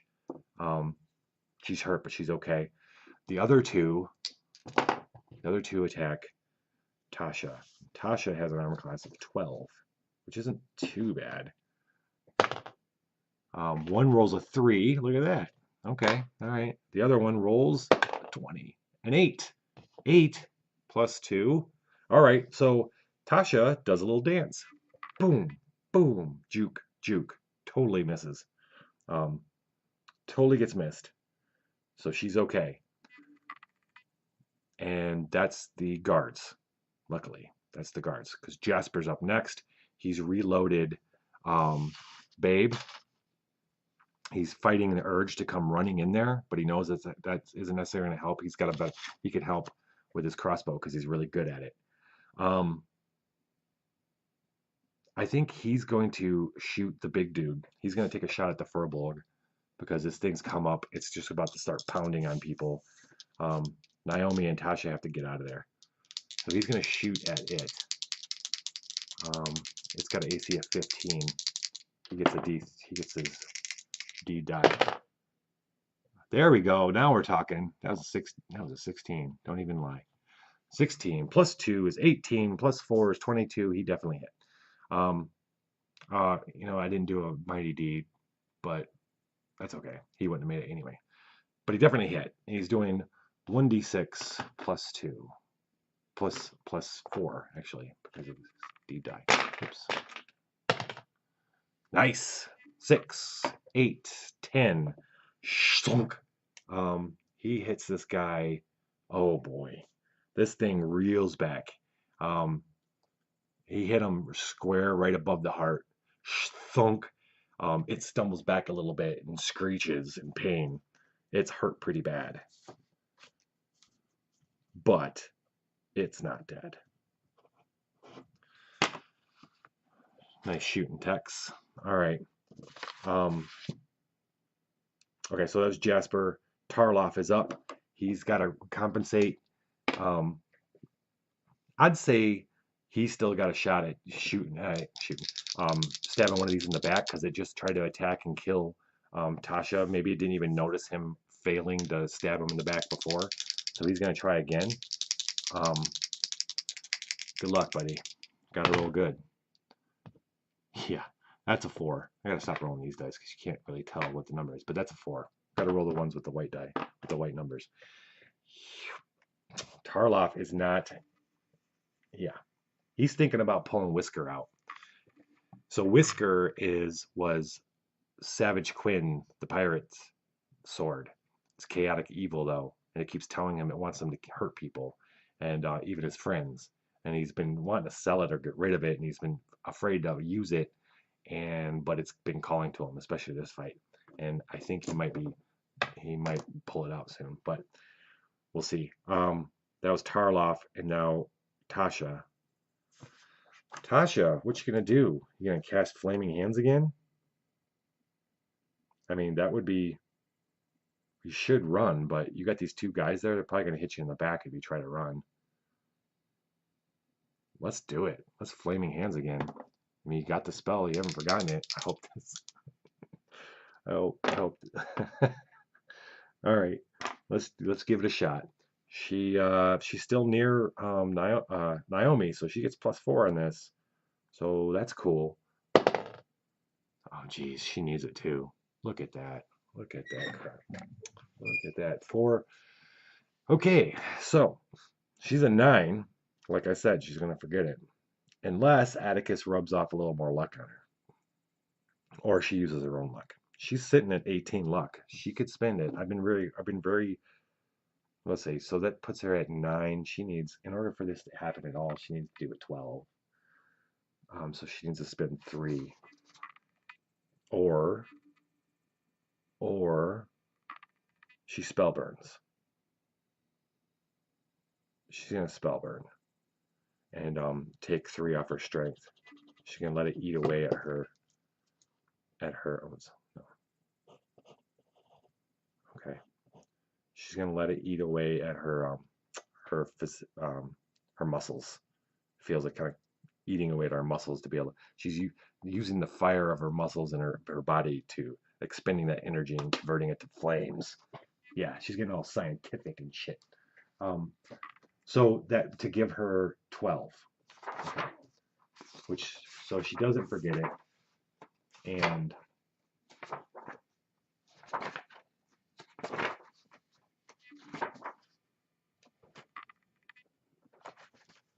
I want to check something. I want to make sure I'm doing that right.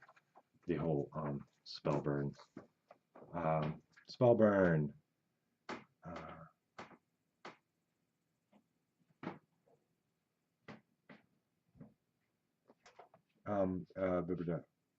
Yeah, I just wanted to spell check. Yeah. I think we're supposed to use it before. I think you're supposed to say, "Oh, that's cool." Actually, there's a chart for rolling, but I think I'm supposed to be doing it before rolling. Okay. So it's a before thing. So we'll let it slide on auto, but we won't let Tasha. So Tasha doesn't spend strength. She's gonna forget it. She goes to cast it. She fumbles the words. It's the second time she's ever cast a spell. She fumbles the words and can't remember what she needed. She wants to run, but she doesn't. She wants to run, but she doesn't. Okay, then we are looking at the big dude. So the big dude he's pissed off and he's hurt, and in his anger, he's going to take a swing with his mighty maul at the glowing chick, Naomi. She's glowing in an armor, and He wants to just put that candle out. Okay, he gets +2, and she's a 16. All right. In his anger, he like, yeah. Let's see. Let's pull up the crit table for monsters. He is HD 2d8. So monster crits. Got that marked. He is 2d8, which means yeah,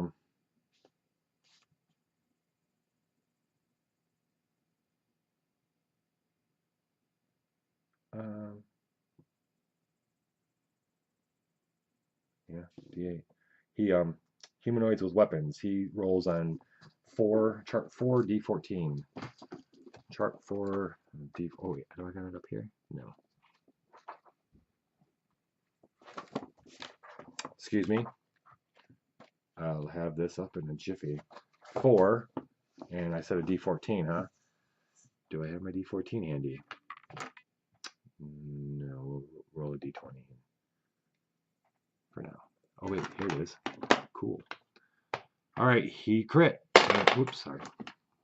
And rolls a 9, which I don't think is going to be very good. Blow to throat, carries through to spinal column, reducing everything in between to pasty mush. Inflict 2d12 damage with this strike, and the foe loses speech for 1d4 weeks.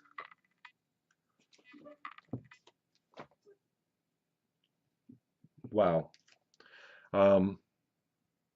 Wow. So he swings and catches Naomi right in the throat. 2d12 plus 2d12. So he's also doing d6. 1d6 plus 2, and then 2d12, which is ridiculous. Let's see what happens. +2. +2. Wow. Okay. So she goes down in a wet thump. Our cleric. Why do I keep doing this? I keep getting my clerics killed or hurt. Okay. So she goes down, and yeah, we'll see what happens. Okay, so she goes down. We've got to administer some kind of healing to her before she bleeds out and dies. She's not dead. She's just down. But she's not going to be able to cast shit or anything. What needs to happen is Armstrong when he casts, this is great. When he casts sleep, anytime he casts sleep, he actually heals everybody around him 15 feet for 1d6 per level. The bad part is sleep doesn't work on any of these guys, so it's a waste. But he hasn't forgotten it. He hasn't forgotten it this adventure, so he could cast it. He's going to need to. I'm looking up. I just want to see. I just want to double check on the whole coming up helping somebody who just got hurt. Can you heal them a little bit just by like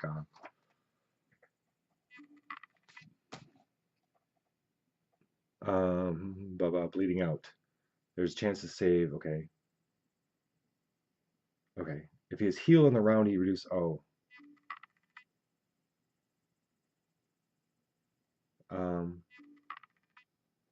Yeah, he's got to be actually healed.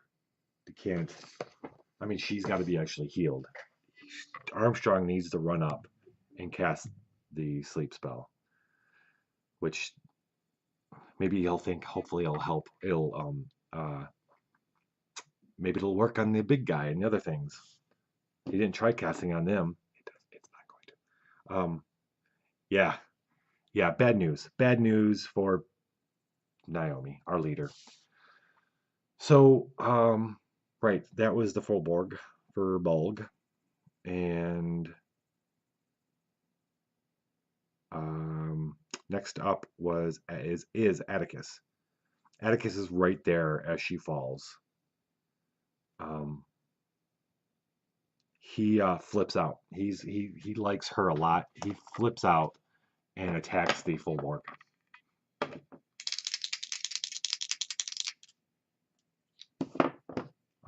D16. That's the D14. Okay. See, they get. I don't know what it is with these dice, but they maybe it's just because I'm looking for a specific one that just disappears so easily. All right, fine. I roll a D20. Is it over here? No. Roll 2 D20s. He rolled a 14 on one. That's good. And a 5 on the other. This guy's armor class is 15. Well, he's got 14 plus 1. So he just barely made it with one of them. That's fine. Doing 1d6.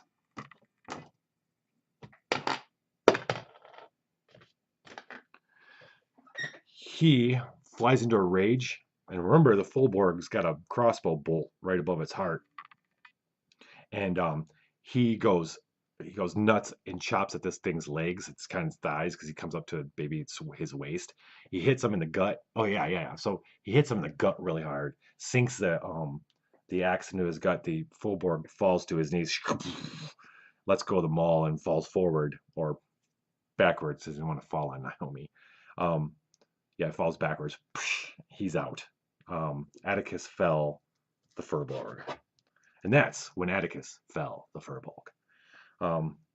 Make note, that'll be in the song. Good show, Atticus. Okay. Atticus, and then it would have been Naomi, and now, oh, no, it would not have been Naomi. Now it's time for, what are these little short dudes with the blazing red eyes? What do they do? One of them's in a cloud of nastiness.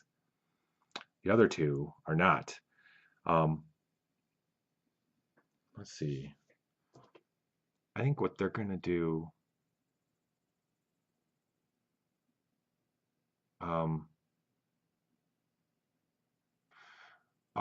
yeah, so one of them is going to run up. They got a special attack, and I'm trying to figure out if it makes sense for them to use it right now, if they would. They've got daggers. They got nasty little daggers. They're going to do that first. Two of them are running up on Tarloff. Another one's running up on Atticus.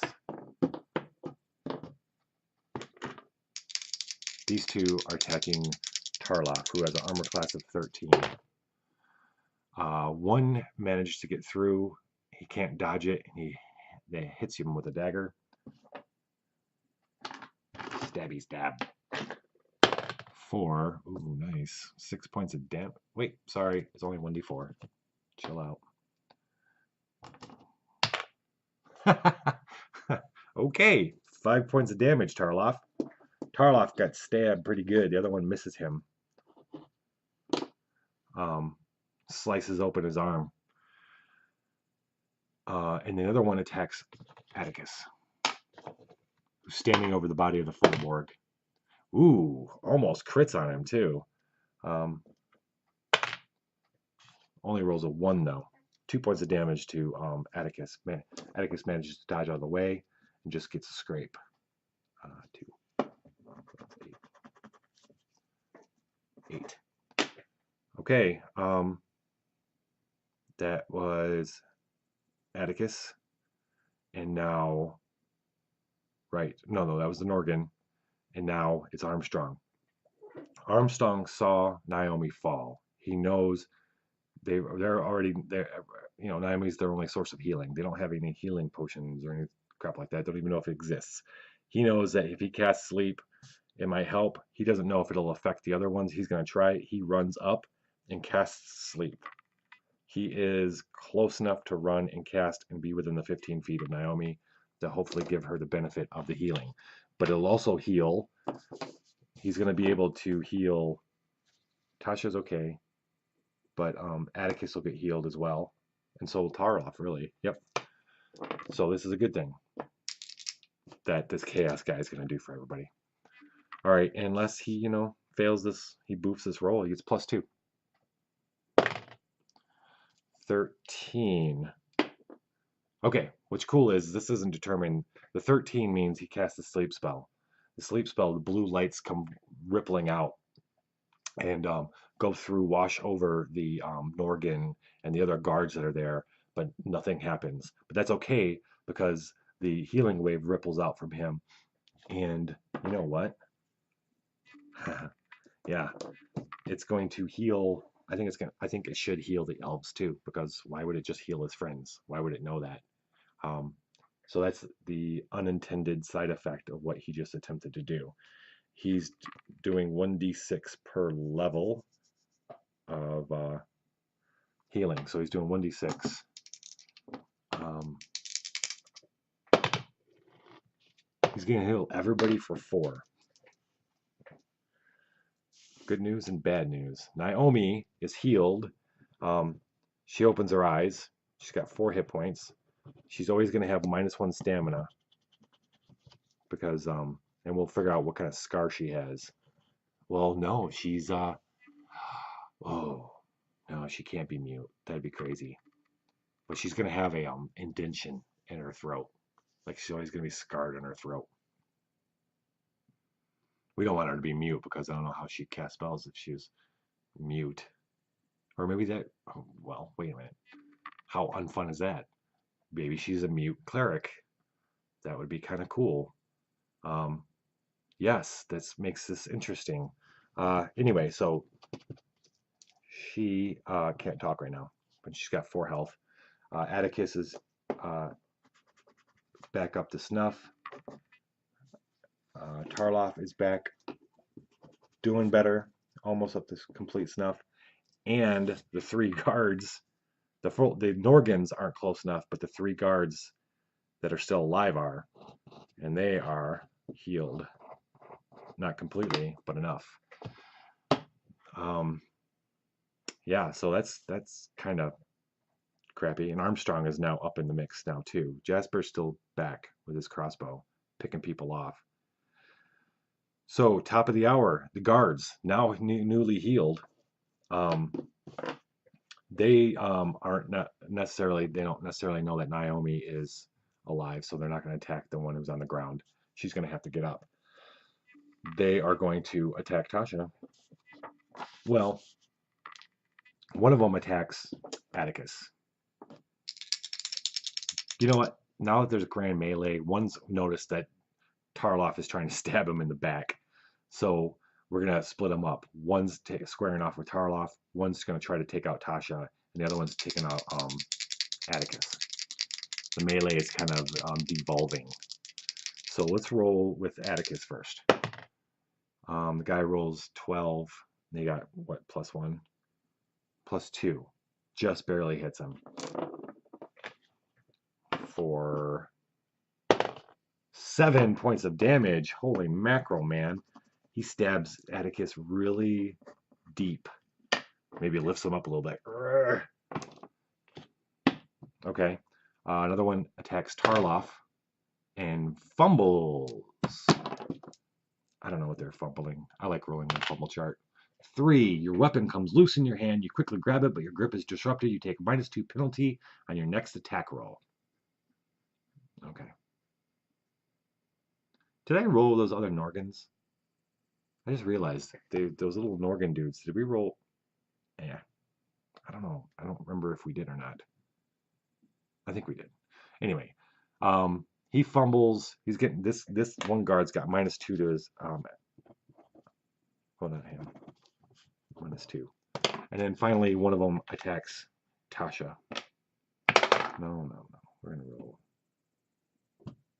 Yeah, we're rolling. 8. Totally misses Tasha again. She is doing very well in dodging these guys' spears. He rolled a 10, basically. Her armor class is 12. She is good to go. Although she's forgotten flaming hands, which kind of sucks. All right, that's the guards. We should roll a morale check on these guys. No, they're defending their home. They're not turning back. They've already fell one of these guys. They don't know that Jasper's really out there. They haven't put together that there's somebody shooting them crossbow bolts yet. So next up is Jasper. Takes a deep breath, and he's going to shoot the one who's attacking Tasha, which means he better not miss. That would be funny if Tasha avoids all these spears and then gets hit by a crossbow bolt from Jasper. But Jasper gets +4. I mean, he's no slouch with this, for sure. But that's what makes sense. Look at that. All right. What's he roll on the fumble chart? All right, Jasper, what do you roll? You roll a D12 on the fumble chart. 5. You trip and fall, wasting this action. You're prone and must use an action to stand next round. Okay. So he trips while he moves forward a little bit. He trips while he's shooting, and because of that, we need to roll. He's got a 50% chance. He rolls over 50 on these. Okay, so self-fulfilling prophecy. He freaking hits Tasha. For 5 points of damage. 5. Has he got +1 or +2? He's got +2, so he does, 5 points of damage. I need to keep my mouth shut. Sorry. Okay, Jasper. Tarloff. Tarloff is, like he said, he's square enough. He is,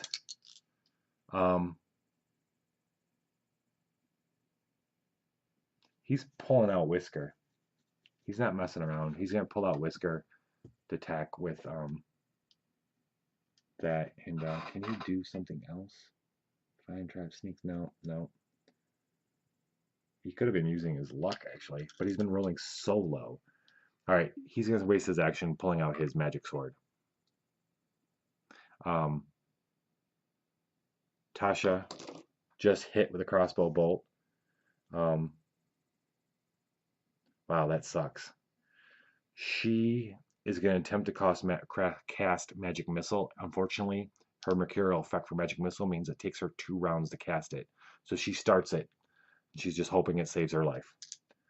So that's her. It was looking bad for all these guys. Then it was going to be the Furbloke. He's dead. And now it's Atticus.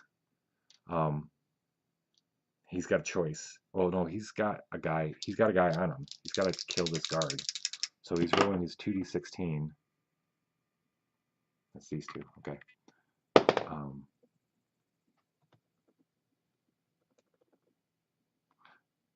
12. He rolls 12 on one and fumble on the other. You got to fumble on both for actually fumble though. But 12 is good because I think he's got +1. It's 13, and then he's gonna burn a luck for himself to make that. He's got 10 luck now to make that hit. So he hits the 1 for 4 points of damage. So basically, he just took off what they healed him. Okay. Now it's the Norgan.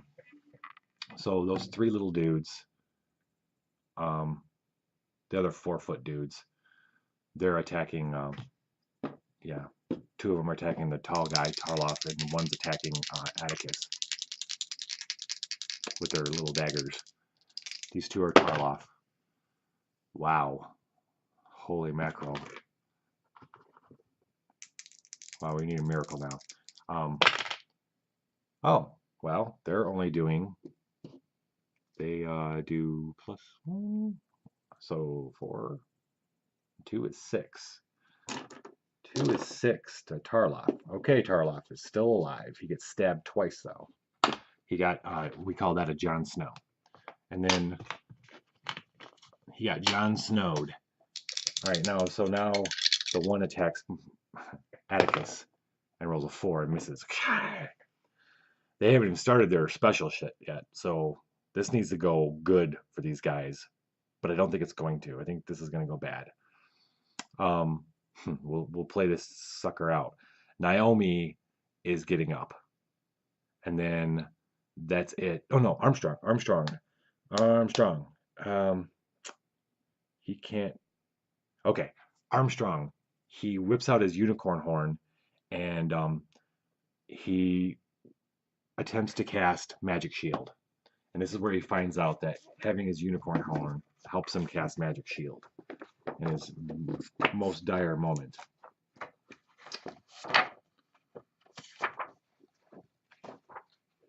He's up there. Maybe he can cast a shield that helps everybody. He's, we'll see.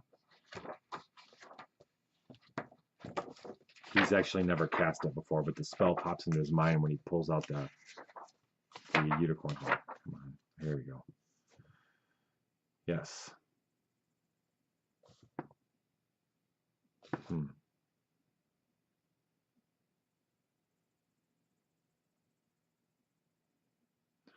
So, all right, let's roll. Let us roll. He gets +2. Roll high, buddy. That is not high. That's not high. That's 11. That's not high at all. He's going to spend a point of luck to make it 12, so at least he casts it. Jeez.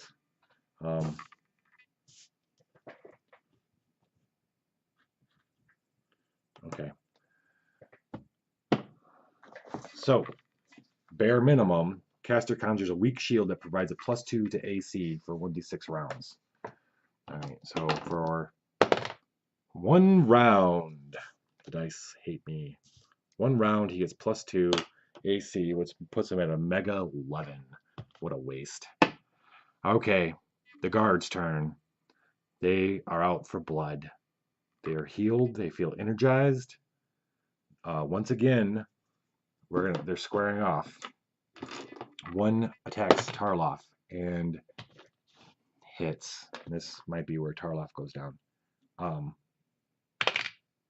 Oh, no. Tarloff is almost down.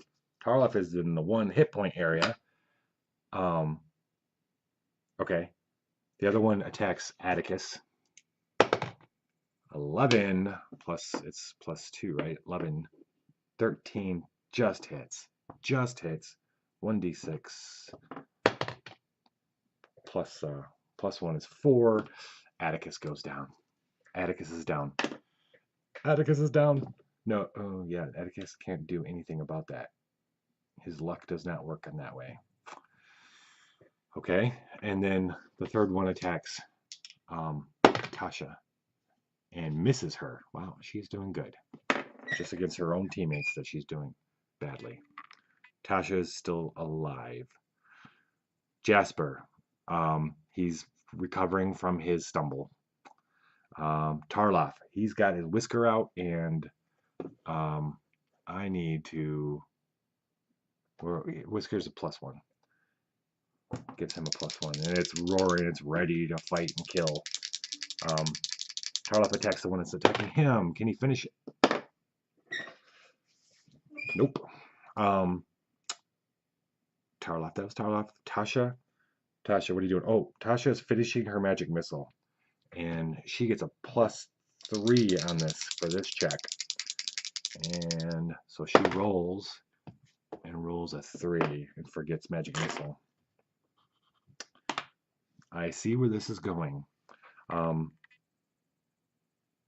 Then, right, that would have been the Furbolg next.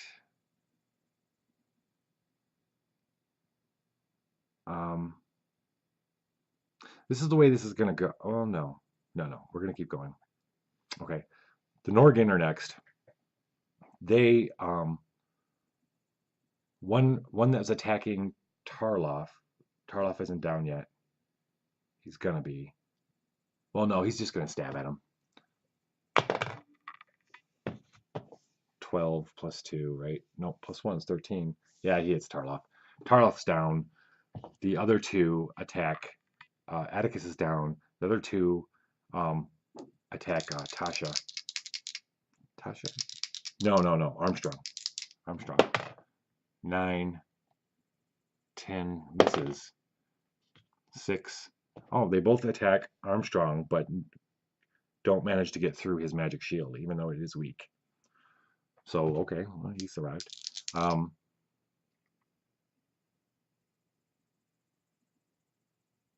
He doesn't want to cast sleep again to heal, so he's not going to.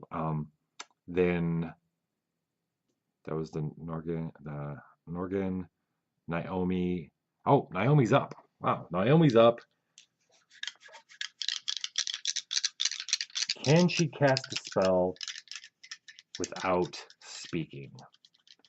We're going to say yes, she can.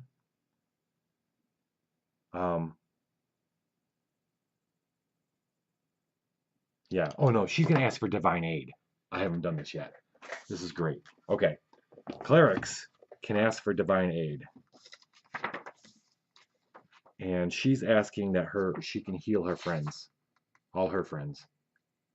The problem is, well, no.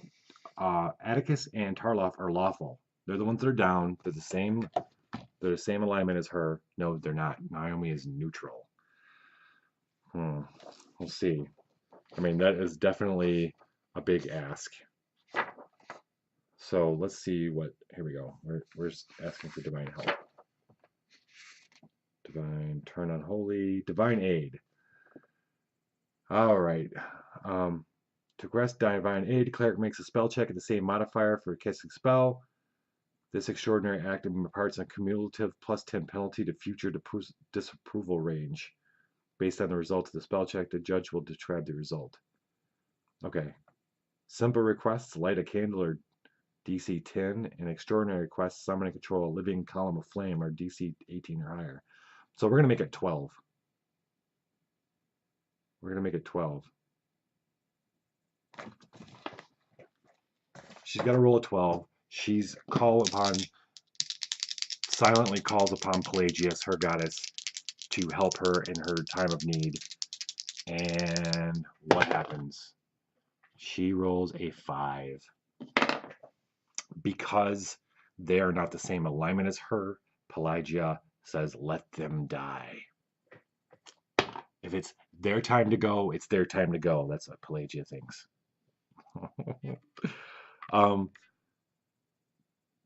That was Naomi, and now it's Armstrong's turn. Armstrong is, let's see.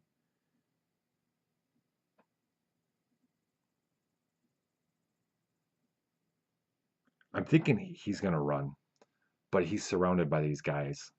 So, not surrounded, but they're right up in his face. So, yeah, he's going to run. He's going to run back towards Tarloff. Not Tarloff, but Jasper. He's chaos. He's not going to stick around. He tried helping. This fight's going way south, and he's getting the heck out of there. But these guys are going to get opportunity attacks on the two Norgans. One hits him. 1d4 for 5 points of damage even, but that's okay. He gets stabbed in the back as he's running, but he is not dead. Okay, 8. Nice job, Armstrong. So top of the round, the guards.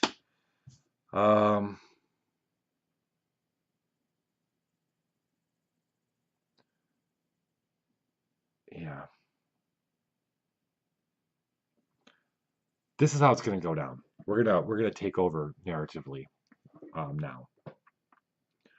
Jasper watches Armstrong come running back at him.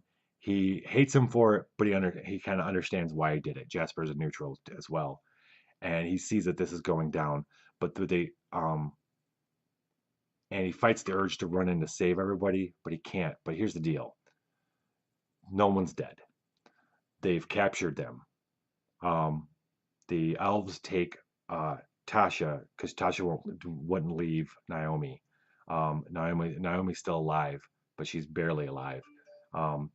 They didn't want to leave Atticus and Tarloff. They get captured. They surrender. Armstrong and Jasper, head off into the forest. The elves know they're out there, but are planning to look for them later. They regroup and they pull in, and we'll cover that how that transpires later. But what we're going to do is begin the next session next week with 4 of our group captured and in the prison cell of the mound, maybe, and the other 2 outside. So we'll see what happens and how they get themselves out of this kind of trouble. So that's cool. Thanks for watching. Heroic, have a great night. Everybody, if you're watching, please subscribe or follow if you haven't already. And we every Friday night. I think I just said Saturday, but it's every Friday night we do Dungeon Crawl Classics. Next Friday we'll see how our heroes cope with captivity and trying to bust their friends out of it. All right. Hold on. There we go. Viva la Dungeon! And stop streaming. Just stop. This. Okay. Viva la Dungeon!